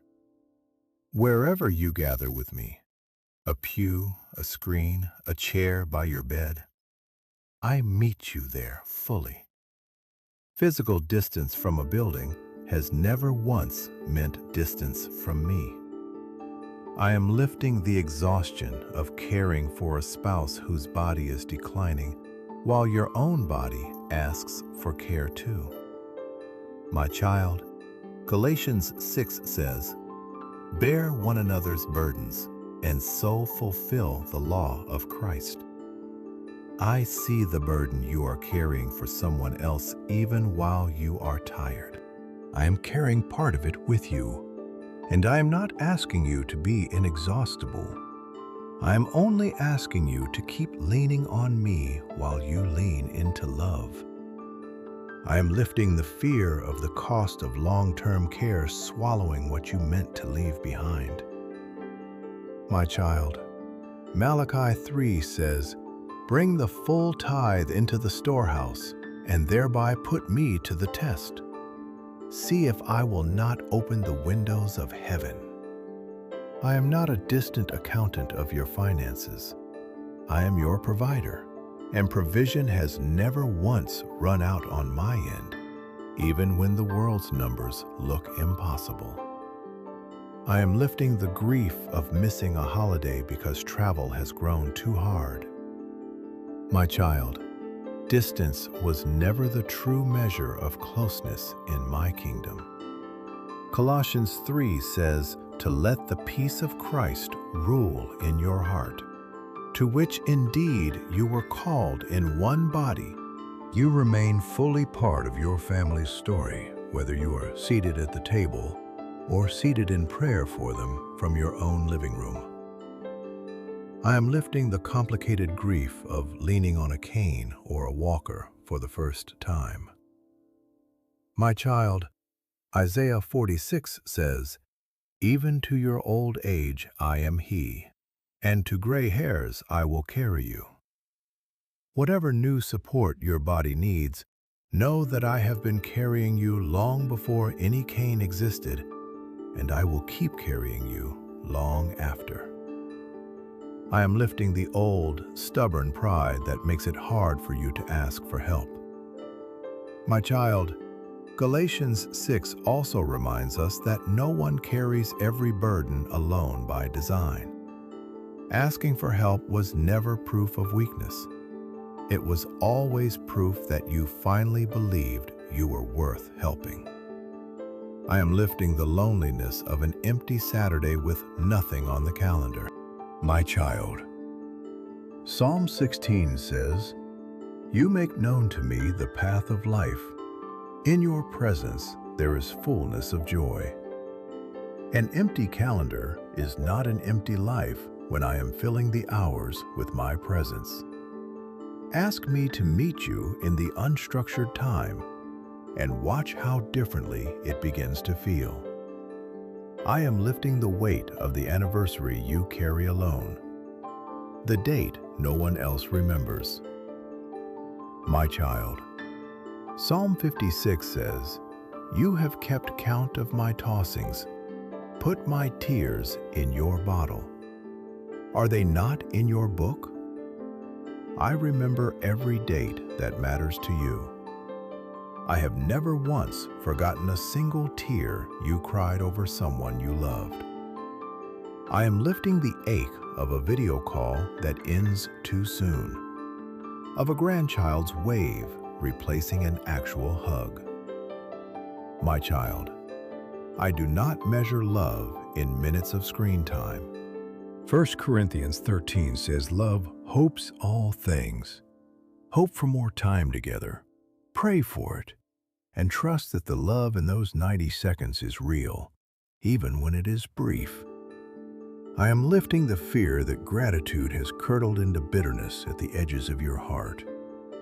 My child, Hebrews 12 warns against a root of bitterness, but it also promises grace sufficient to pull that root before it grows too deep.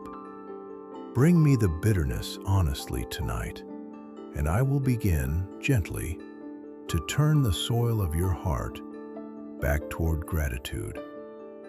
I am lifting the fear of how you will be remembered, the hard years alongside the loving ones. My child, 1 Peter 4 says, "Love covers a multitude of sins." I do not remember you by your worst days. Psalm 103 says, "I do not deal with you according to your sins, nor repay you according to your iniquities." Your legacy is measured by love that was real, not a life free of mistakes. I am lifting the fear of dying with something unfinished. A letter, an apology, a story untold. My child, Philippians 1 says, "He who began a good work in you will bring it to completion." What you cannot finish, I can. What words you cannot find, I can still deliver through me, in ways and timings you cannot yet imagine. Nothing that truly matters to you is left entirely undone simply because your hands ran out of time. I am lifting the fear of the door you cannot quite remember locking. My child, Psalm 121 says once more, "The Lord will keep your going out and your coming in, from this time forth and forevermore." Your safety was never fully dependent on your own memory of every small task.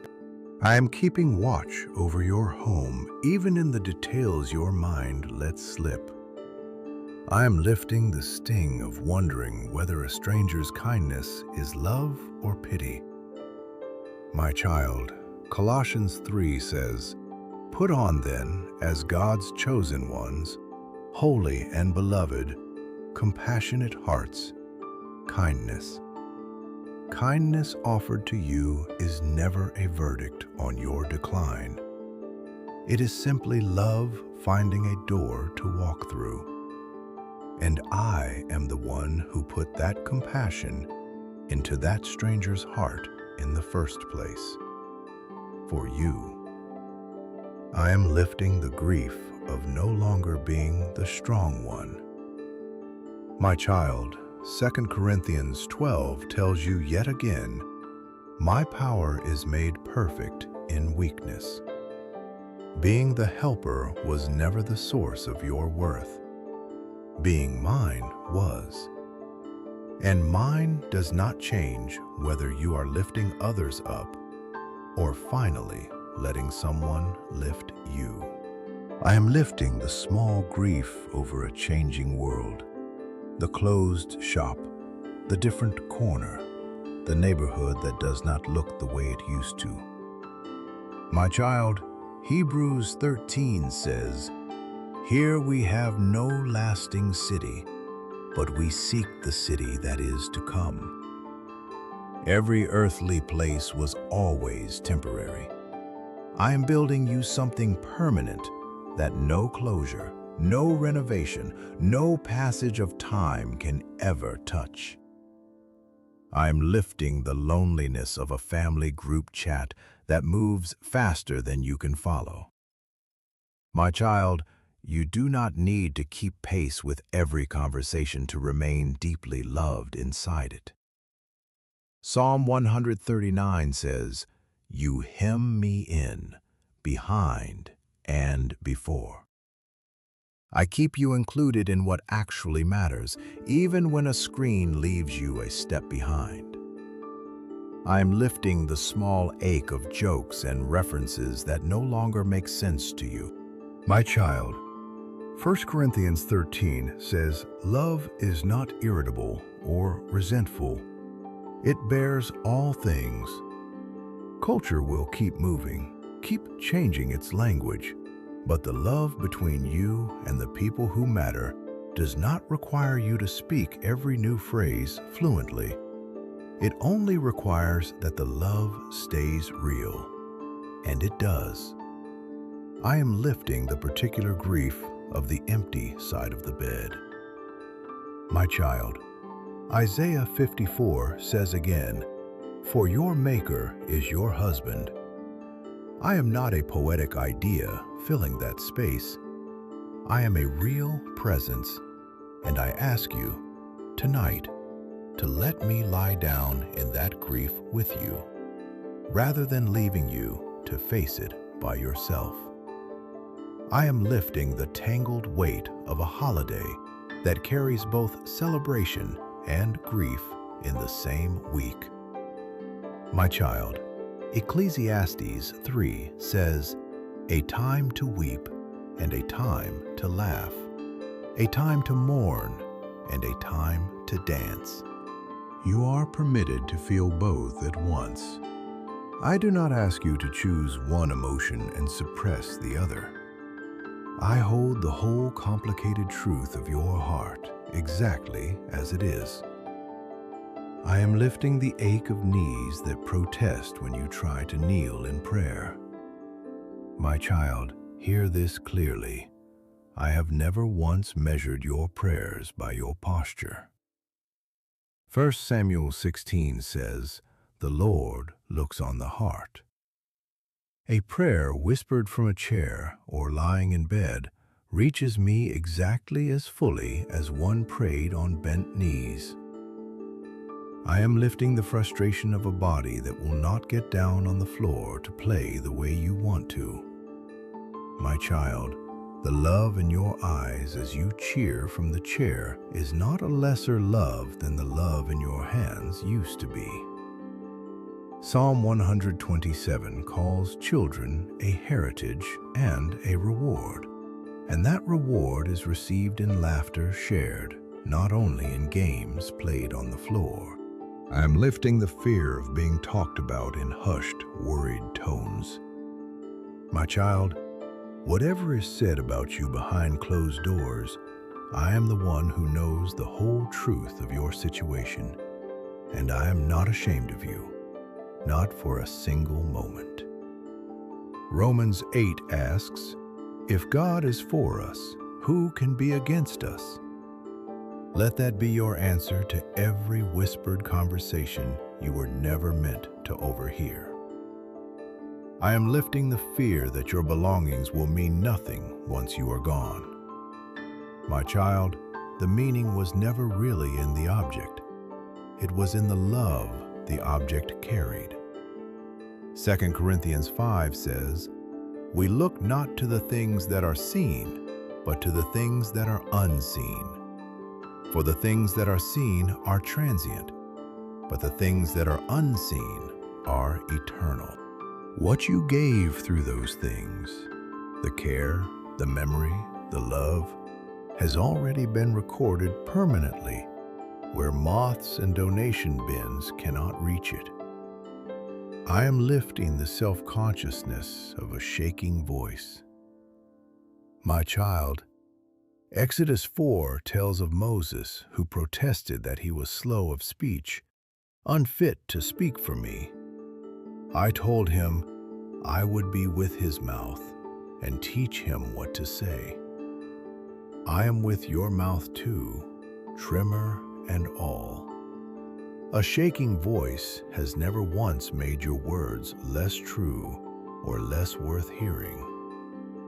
I am lifting the embarrassment of falling asleep in public. My child, Psalm 127 says, He gives to His beloved sleep. Even an untimely nap is not a failure. It is simply your body asking for what it needs. In front of people who, more often than you fear, understand completely and love you exactly the same afterward.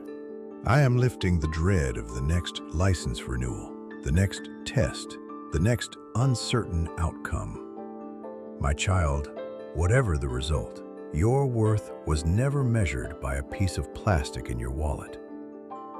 2 Timothy 1 says again that I have given you a spirit of power, love, and self-control, not fear, and that spirit remains yours regardless of what any test decides.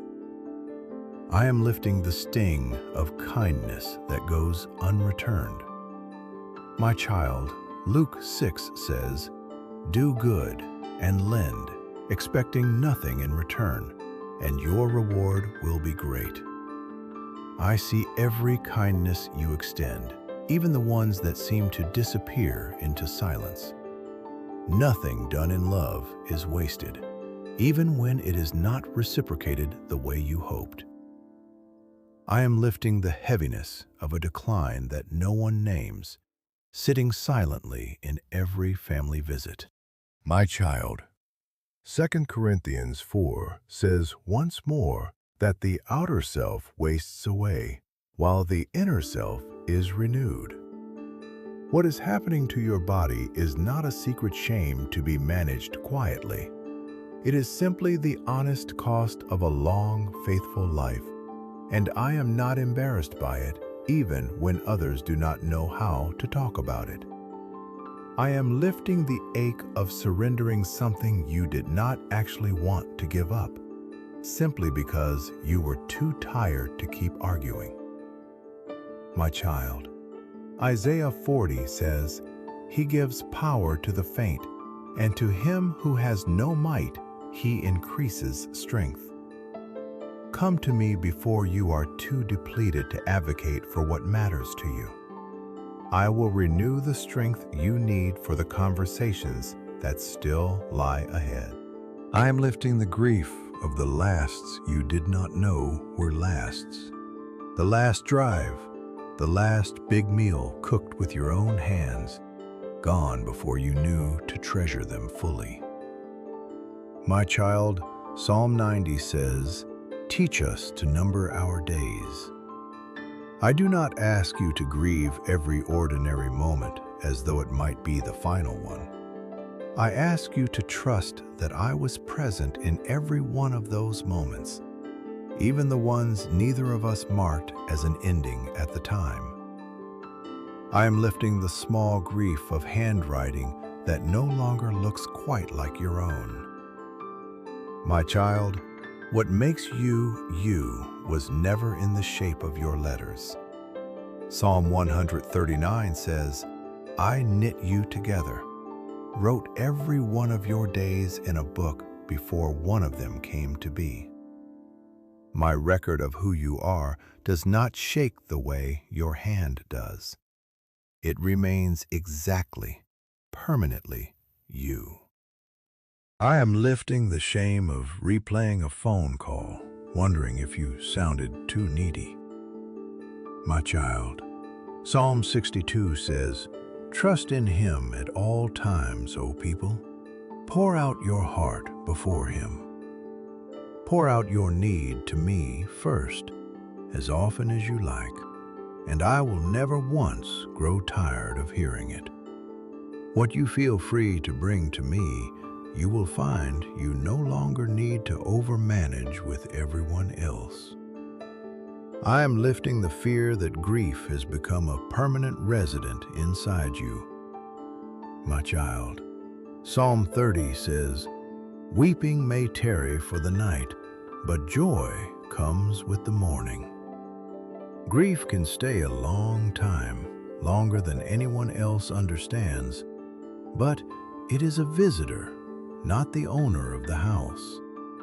I am still the owner of your heart, and I am making room for joy to return, even if it comes slowly.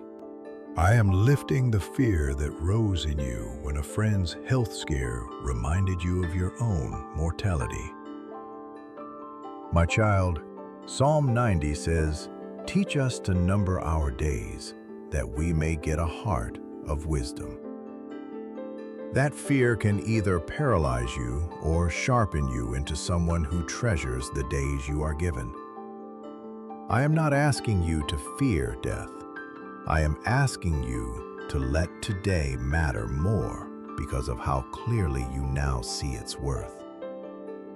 I am lifting the grief of roles and routines your body can no longer keep. My child, your identity was never actually the committee, the club, or the volunteer shift. Ephesians 2 says, "We are His workmanship, created in Christ Jesus for good works." I created you for good works long before that particular role existed, and I have more good works prepared for the season you are entering now, even if they look quieter than the ones before. I am lifting the terror of watching someone you love begin to forget. My child, I am present in every version of that relationship, the one you remember and the one that is changing. 1 Corinthians 13 says love never ends. Even if their memory changes, the love between you, recorded in me, does not disappear. I remember for both of you completely, always. I am lifting the sting of a sympathetic look that felt like pity. My child, Romans 12 says, "Rejoice with those who rejoice, weep with those who weep." Compassion is not the same as condescension, even when it lands awkwardly. And where it truly was pity, know that my view of you has never once been pity. It has only ever been delight. I am lifting the grief of a bucket list slowly closing. My child, Psalm 16 says, "In your presence there is fullness of joy. At your right hand are pleasures forevermore." The deepest joy you were made for was never actually a destination on a map. It is mine to give you, right where you are, and it does not require a passport. I am lifting the confusion and unease you feel around new technology meant to protect you. My child, 2 Timothy 1 says again that I have given you a spirit not of fear, but of power, love, and a sound mind. Ask me for patience with new things, and ask someone you trust to sit with you and teach you slowly. You do not have to master everything alone or all at once. I am lifting the ache of loving children who live far away. My child, distance was never a boundary to my presence, and it is not a boundary to love either. even when it makes love harder to feel some days. Psalm 139 says, "If I take the wings of the morning and dwell in the uttermost parts of the sea, even there your hand shall lead me. Wherever they are, I am with them, and wherever you are, I am with you, holding the thread between you taut, even across the miles. I am lifting the fear that you will not get to choose where or how you are cared for one day." My child, Psalm 31 says, "My times are in your hand. I am already present in decisions not yet made, and I will not abandon you to a room you were not invited into. Even there, especially there, I will make sure you are not without a voice that matters. Mine. I am lifting the dread of the night before a screening or a scan. My child, Isaiah 41 says once more, "Do not fear, for I am with you. Do not be dismayed, for I am your God. I am present in the waiting room before the doctor calls your name, and I will be present no matter what the results say afterward. I am lifting the harshness of your own inner voice, growing louder every time your body slows. My child, Psalm 103 says, "As a father shows compassion to his children, so the Lord shows compassion to those who fear him." I am not speaking to you the way your inner critic does. I speak to you the way a good father speaks to a child who is trying their best. Let my voice grow louder than the harsh one, starting tonight. I am lifting the worry that the faith you learned as a child feels too small for a fear this large. My child, Hebrews 13 says again, "Jesus Christ is the same yesterday and today and forever." The faith is not too small. It has simply been waiting for you to bring it a fear this size, so it can prove itself sufficient in exactly the way it has for every generation before you. I am lifting the disorientation of waking at night, unsure what day it is. My child, Lamentations 3 says, "His mercies are new every morning." You do not need to know the exact day to know that whatever day it is, my mercy has already arrived there ahead of you, fresh, waiting for you. I am lifting the grief of new fears you never used to carry. My child, courage was never a resource you generate entirely on your own. Isaiah 41 says, "Fear not, for I am with you. I will strengthen you. I will help you. I will uphold you with my righteous right hand." Where your own courage runs thin, mine does not, and I will lend you what you need, moment by moment. I am lifting the disorientation of feeling like a stranger in a changing world. My child, Hebrews 11 says, "The faithful acknowledged that they were strangers and exiles on the earth, seeking a homeland." You were never fully meant to feel at home in a world that keeps changing. You were made for a homeland that does not change, and I am the one preparing it for you even now. I am lifting the hurt of church check-ins that have grown less frequent. My child, I have never once moved you to a shorter list. Matthew 28 says again, "I am with you always to the end of the age." Human systems miss people sometimes, even well-meaning ones. I do not. You remain always at the very top of mine. I am lifting the worry that your repeated prayers have worn thin in my hearing. My child. Luke 18 tells the story of a widow who kept asking a judge for justice until she received it. And I told that story to teach you to pray always and not lose heart. I am not tired of your requests. Every single time you bring them, I hear them as freshly as the first time you ever prayed them. I am lifting the guilt of a nearly forgotten birthday. My child, one slipped date does not erase a lifetime of remembering, of showing up, of loving well. Psalm 103 says, I remember that we are dust. Gentle with your limits in a way you rarely are with yourself. Extend yourself that same gentleness tonight. I am lifting the grief of releasing belongings that carry your history inside them.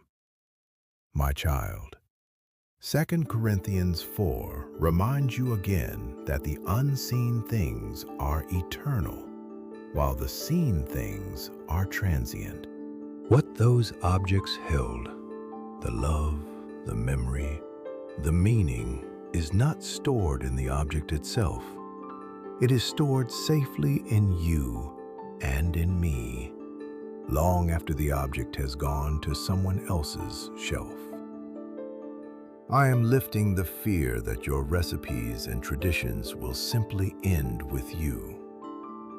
My child, Psalm 78 says once more, we will tell the next generation the glorious deeds of the Lord.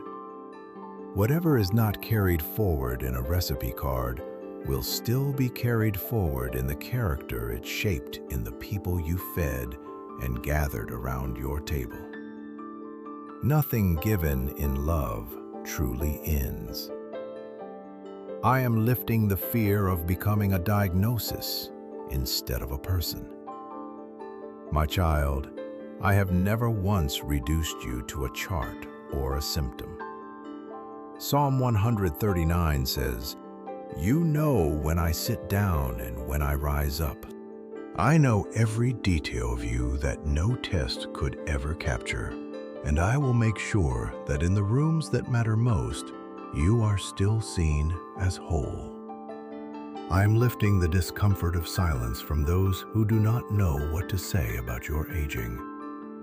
My child, Romans 8 says nothing will be able to separate us from the love of God.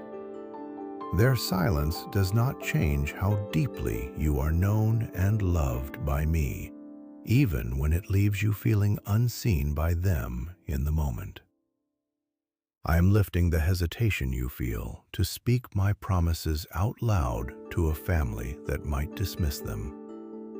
My child, 2 Timothy 1 says, I know whom I have believed, and I am convinced that he is able to guard until that day what has been entrusted to me. You do not need everyone to understand your faith for it to be real and sufficient. Speak it anyway, gently, and let me handle how it lands in someone else's heart. I am lifting the guilt of low energy even for the people you love most. My child, Isaiah 40 says again, he gives power to the faint. Rest is not a failure of love. It is simply wisdom, making sure the love you do have to give arrives fuller and more present, even if it arrives less often than it used to. I am lifting the quiet fear underneath so many others, the fear that this might be the beginning of the end, and no one is telling you the truth. My child, I am always telling you the truth, even when others hesitate to. And the truth is this: beginnings and endings in this life are never the final word. Revelation 21 says, behold, I am making all things new. Whatever season you are entering, I am already present in it. and I am not withholding the truth from you, even for one moment. You can ask me anything, and I will never look away from your question. I am lifting the sting of a tone that makes you feel patted on the head instead of spoken to as an equal.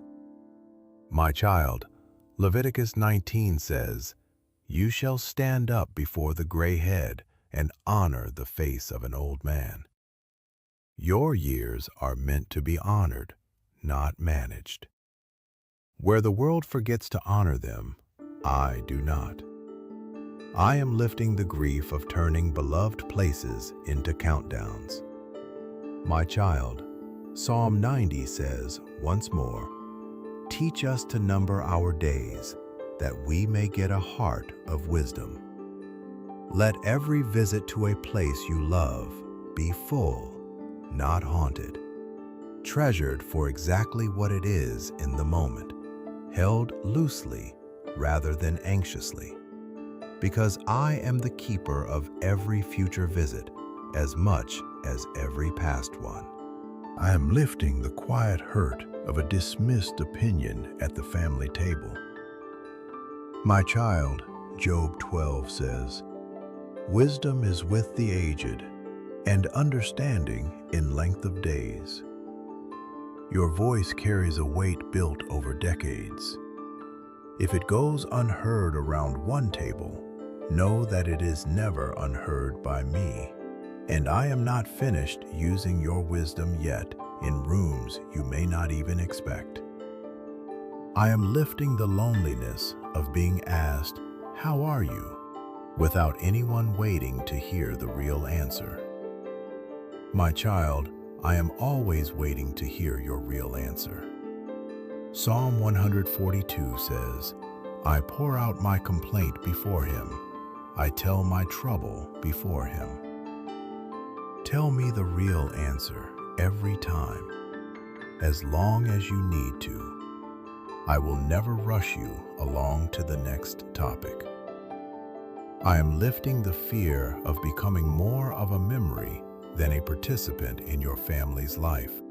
My child, you remain fully present to me, never reduced to a fond memory while you are still breathing. Psalm 71 says, "Even to old age and gray hairs, O God, do not forsake me, until I proclaim your might to another generation."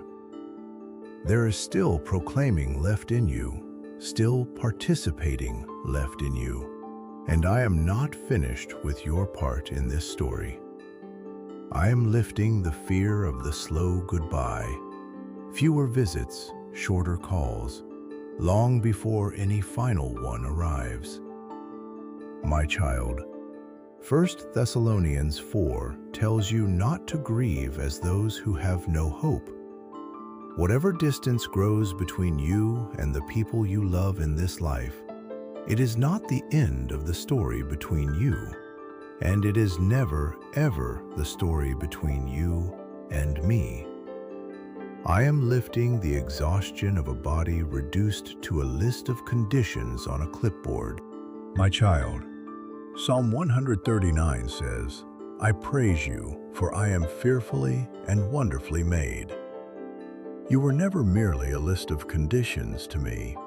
I made every part of you on purpose, and I still see the whole of you. Not a chart, not a diagnosis, not a form filled out in a waiting room. I am lifting the tiredness of needing noise just to feel less alone in a quiet house.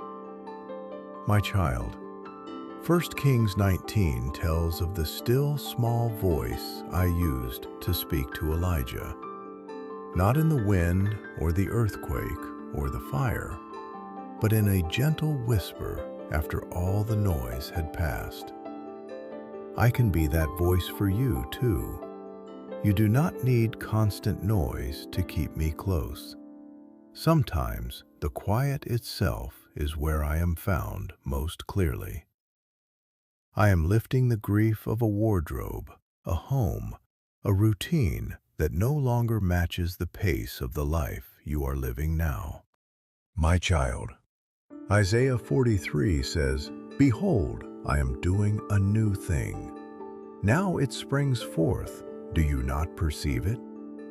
This season looks different from the one before it, and that is not a loss of your whole life. It is simply a new chapter. And I am the author of new chapters as much as I was the author of the old ones. I am lifting the fear of naming an ache out loud because it might make it more real. My child, Psalm 32 says, "I acknowledged my sin to you, and I did not cover my iniquity. I said, I will confess my transgressions to the Lord, and you forgave the guilt of my sin." What is true of confession is true of fear too. Naming it to me does not make it heavier. It makes it lighter, because you are no longer carrying it in secret. I am lifting the grief of watching your own confidence slip, decisions that once came quickly, now taking longer. My child, James 1 says, "If any of you lacks wisdom, let him ask God, who gives generously to all without reproach, and it will be given him." Slower is not the same as weaker. Ask me for wisdom in the moments you hesitate, and let hesitation become a habit of asking rather than a source of shame. Feel that, my child. Feel the weight beginning to lift, not because your circumstances have changed in this exact moment, but because you are no longer facing them as if you are the only one holding them up. Breathe in and know that I am already in tomorrow, waiting for you. Breathe out and let go of the version of the future you built out of fear instead of faith. I did not bring you this far to abandon you at the hardest part of the road. I have never once done that to a child who kept turning back to me. And I am not starting tonight. Before we go further, let me remind you gently, subscribe if this message found you at the right time, and let the notification bell be one small light in your week, telling you that another word of peace is coming for the anxious nights still ahead of you. I know some of you have been here every night this week, and some of you found this message for the very first time tonight. Maybe because a friend sent it. Maybe because you could not sleep and the algorithm placed it in front of you at exactly the right hour. However you arrived, you did not arrive by accident. I have been arranging quiet appointments like this one for my children since the beginning, long before there were screens to deliver them through. If these words are doing something in your chest right now, loosening something, softening something, naming something you have not said out loud to another living soul, let that be reason enough to stay through to the end tonight. Do not click away in the middle simply because sleep feels close. What comes in the next hour is not filler. It is the rest of what I came to say to you. And if you know someone else who lies awake the way you do, a friend further along in years, a parent, a spouse who worries quietly and never says so, consider sending this to them tomorrow. You do not have to explain it. You do not have to make it a whole conversation. Sometimes the kindest gift you can give someone else who is afraid of growing old is simply the words, "I thought of you when I heard this." Subscribing costs you nothing, and it means that the next time the 3 a.m. thoughts come circling back, as they likely will, there will already be a place waiting for you, full of a whole library of nights like this one, ready the moment you need it.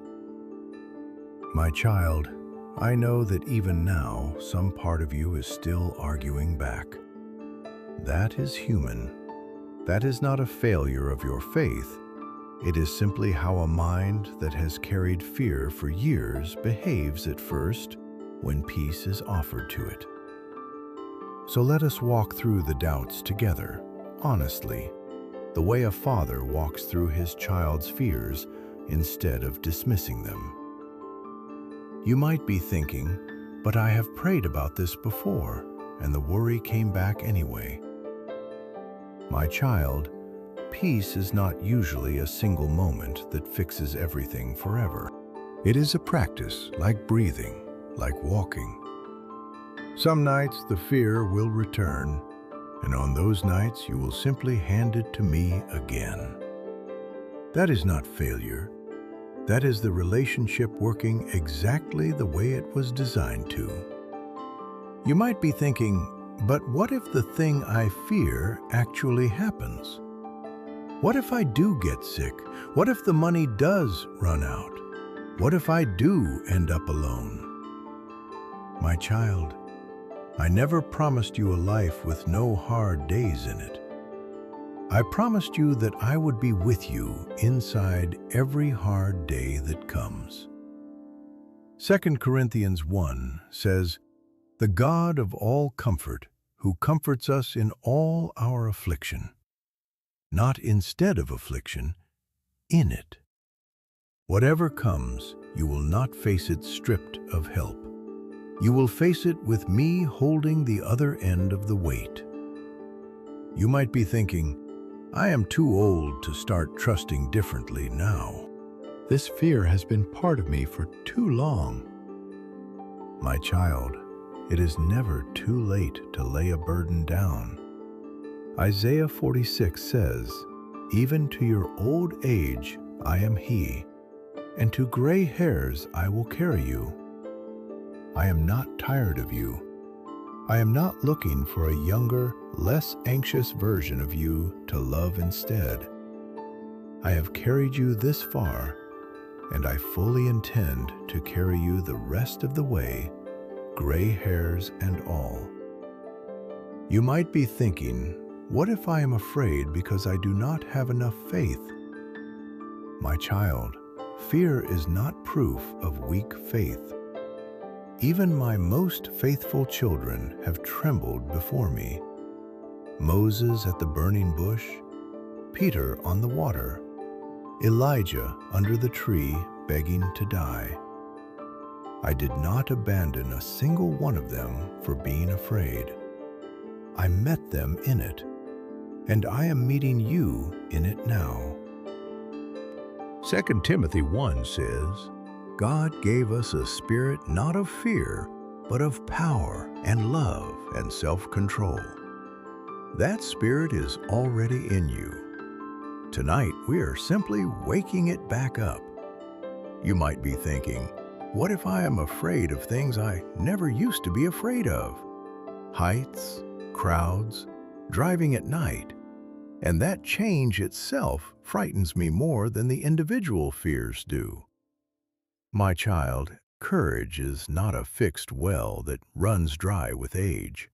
It is a gift I renew moment by moment, exactly when you need it.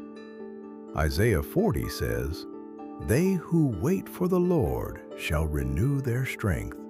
They shall mount up with wings like eagles." New fears do not mean you have become a fearful person forever. They mean it is time to ask me for a fresh supply of the courage you have needed all along. You might be thinking, what if I lose someone I love before I am ready? My child, that fear is one of the heaviest ones you carry, and I do not dismiss it. But hear me, love does not end where life ends, and neither does my care for you or for them. Whatever the future holds for the people you love, you do not walk toward it unaccompanied, and neither do they. You might be thinking, what if my family really is too busy for me now, and it only gets worse from here? My child, seasons of distance are not the same as abandonment. Life pulls people in many directions at once, And that pool is rarely a verdict on how much you are loved. And even in the seasons when human attention is thin, mine is not divided among anyone. You have all of me, every hour, with nothing held back for someone else. You might be thinking, what if my memory fails me before the rest of me does? My child, I have watched over the minds of my children in every generation, in every kind of decline the body can bring. Nothing that happens to your memory changes what I know of you, what I have written of you, or how deeply I hold you. You are not your recollection. You are mine, remembered perfectly, held completely, regardless of what the years do to your mind. You might be thinking, what if the best, most useful years of my life are already behind me? My child, the world measures usefulness in output, in speed, in productivity.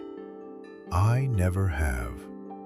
Some of the deepest work I do in a person happens in the quiet years, not the busy ones. The years of patience, of prayer, of wisdom passed to someone younger in a single sentence at exactly the right moment. Your most important years may not be the ones you assume. You might be thinking, what if I have already wasted too much time worrying and it is too late to change how I face the years ahead? My child, there is no such thing as too late with me. Joel 2 says, I will restore to you the years that the swarming locust has eaten. Every year fear took from you, every night worry stole your rest, I can still redeem. Peace is not a door that closes behind you. It is open right now, tonight, the moment you choose to walk through it. You might be thinking, what if I do not actually deserve this peace? What if I have made too many mistakes over the years, said things I regret, failed people I loved, to be handed comfort this easily? My child, that thought is one of the oldest lies fear tells. Peace was never a reward you earn by living a flawless life. Ephesians 2 says, For by grace you have been saved through faith. And this is not your own doing. It is the gift of God, not a result of works, so that no one may boast. You do not qualify for my comfort by being good enough. You qualify simply by being mine, mistakes and all. You might be thinking, this is just a video. In a few minutes it will end, and tomorrow morning the same bills, the same aching knees, the same quiet house will still be there exactly as they were. My child, you are right that the video will end, but I do not end when the video does. What I am offering you is not a temporary trick to fall asleep faster. It is a relationship that will still be standing beside you at your kitchen table tomorrow morning, at the mailbox, in the waiting room, wherever the hard thing is waiting for you. The video is only the doorway. I am what is on the other side of it, and I do not disappear when the screen goes dark. You might be thinking, Scripture comforts me for a minute, and then I close my eyes, and the same hard reality is still there when I open them. My child, comfort was never meant to erase your circumstances instantly. Even I, in the body of my son, wept at a tomb before I called Lazarus back to life. John 11 says simply, Jesus wept. Comfort and hardship can occupy the very same moment. I am not asking you to feel better about your circumstances by tomorrow morning. I am asking you to let me walk through them beside you, one ordinary day at a time, for as many days as it takes. You might be thinking, what if I am simply too tired to keep hoping? I have hoped through so many hard seasons already, and hope itself feels worn out in me now. My child, Romans 15 says, "May the God of hope fill you with all joy and peace in believing, so that by the power of the Holy Spirit you may abound in hope." Your hope does not have to generate itself out of nothing. It is a fruit I grow in you, even when the soil feels exhausted. Let me do the growing tonight. You only need to stay open to it. So let every doubt you brought here tonight sit for a moment in the light instead of the dark. Looked at honestly, none of them are stronger than the promise I have made you. None of them are heavier than what my hands can hold. Now, my child, place your hand over your heart, right where the fear has been living, and repeat these words with me, quietly, or only in your mind if your voice is tired tonight. Father, I bring you my fear of tomorrow. I release the years I do not know yet into your hands. I release the health I cannot control, the money I cannot guarantee, the years I cannot number. I release the fear of becoming a burden, the fear of being forgotten, and the fear of losing my mind before I lose my life. I release the fear of falling, the fear of a diagnosis I have not yet received, the fear of a bank account that keeps me awake at night. I release the fear that my family has grown distant, the fear that I am no longer needed, the fear that my best years are already behind me. I release the fear of dying alone, and I ask you to remind me, even now, that I never actually am. I trust that you are already standing in my future, waiting for me with mercy instead of judgment. I trust that every ache in my body is not a sign of your absence, but simply the honest cost of a long and faithful life. I trust that the love I gave freely for so many years will not be forgotten, even if I never see the full harvest of it myself. Thank you for seeing every quiet year of my life, even the ones no one applauded. Thank you for the years still ahead of me, however many they are, however they unfold. Thank you for carrying what I was never meant to carry alone. Thank you for meeting me tonight, exactly as I am, without asking me to pretend I am not afraid. Renew a right spirit within me, the way your word promises in Psalm 51, and let that spirit be unafraid of growing old in your care. Amen. Rest now, my child. Let every fear we name tonight settle quietly into my hands.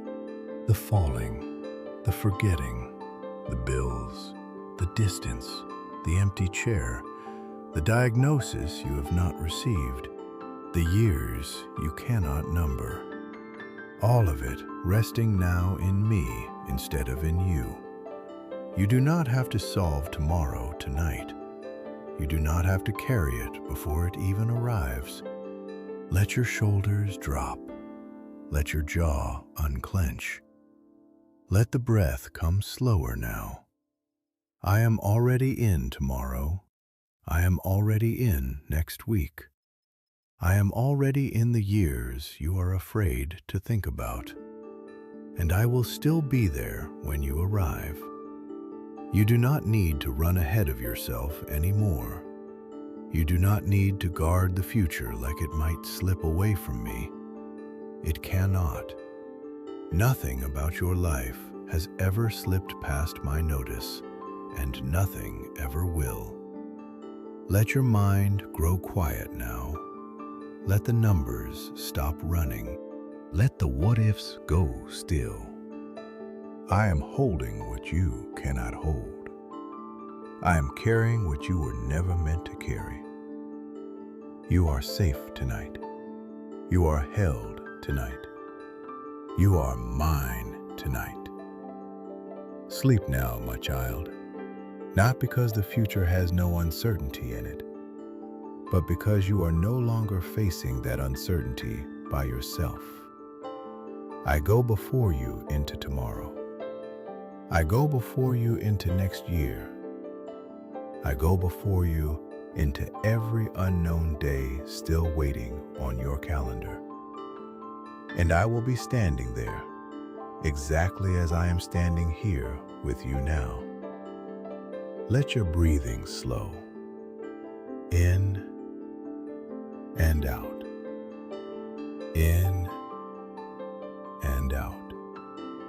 Let your shoulders sink into the pillow.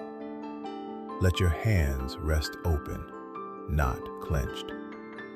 You do not have to hold anything tonight. Not the bills, not the diagnosis you have not received yet, not the family you worry is drifting, not the memory that sometimes slips. Set it down. Set all of it down. I am not going anywhere while you rest. I was not going anywhere before you fell asleep, and I will not be going anywhere when you wake. The years ahead of you are not a hallway getting darker. They are a road I am already walking. I am already at the end of it, waving you forward. You do not walk it alone. You never have. Every gray hair on your head I placed there myself, one slow year at a time, and I am proud of every single one. Every line on your face is a story I know completely. Every ache in your joints is not a punishment, it is simply age, honestly lived. I am not disappointed in your aging body. I am not disappointed in your tired mind. I am not disappointed in the fear that visits you some nights. I love you exactly as you are tonight, imperfect, afraid, growing older, and still mine. Let that truth settle into your chest now. Let it settle deeper than the fear ever did. You are not falling apart. You are being carried. There is nothing left to figure out tonight. There is nothing left to solve tonight. There is only rest, only peace, only my presence filling the space where the fear used to live. Rest, my child. I have tomorrow. I have all of your tomorrows. You can finally let go. Sleep now in the peace that does not depend on what happens next. Sleep now, held by the one who already stands at the end of the road you are so afraid to walk. I am here. I am not leaving. Not tonight, not tomorrow, not any of the days still coming for you. Let your hands unclench. Let your chest rise slower. There is no bill to solve tonight. There is no diagnosis to fear tonight. There is no phone to check tonight. There is only this quiet, only this breath, only me near you, the way I have always been near you, even on the nights you could not feel it. You do not need to solve the money tonight. You do not need to solve your health tonight. You do not need to solve your family tonight. You do not need to solve your memory tonight. All of it can wait until morning, and even then, you will not carry it alone. I will be there when the sun comes up too. Let your mind rest on that instead of on the fear. I am not a distant God. I am not a God who forgets the old. Psalm 71 says, "Do not cast me off in the time of old age." I never will. Not you. Not now. Not ever. You are not too old for my love. You are not too tired for my presence. You are not too far gone for my mercy. You are exactly where I want you to be tonight. Resting, breathing, letting go. Let the silence in your house be a comfort now, not a threat. I am in the silence. I am in the quiet room.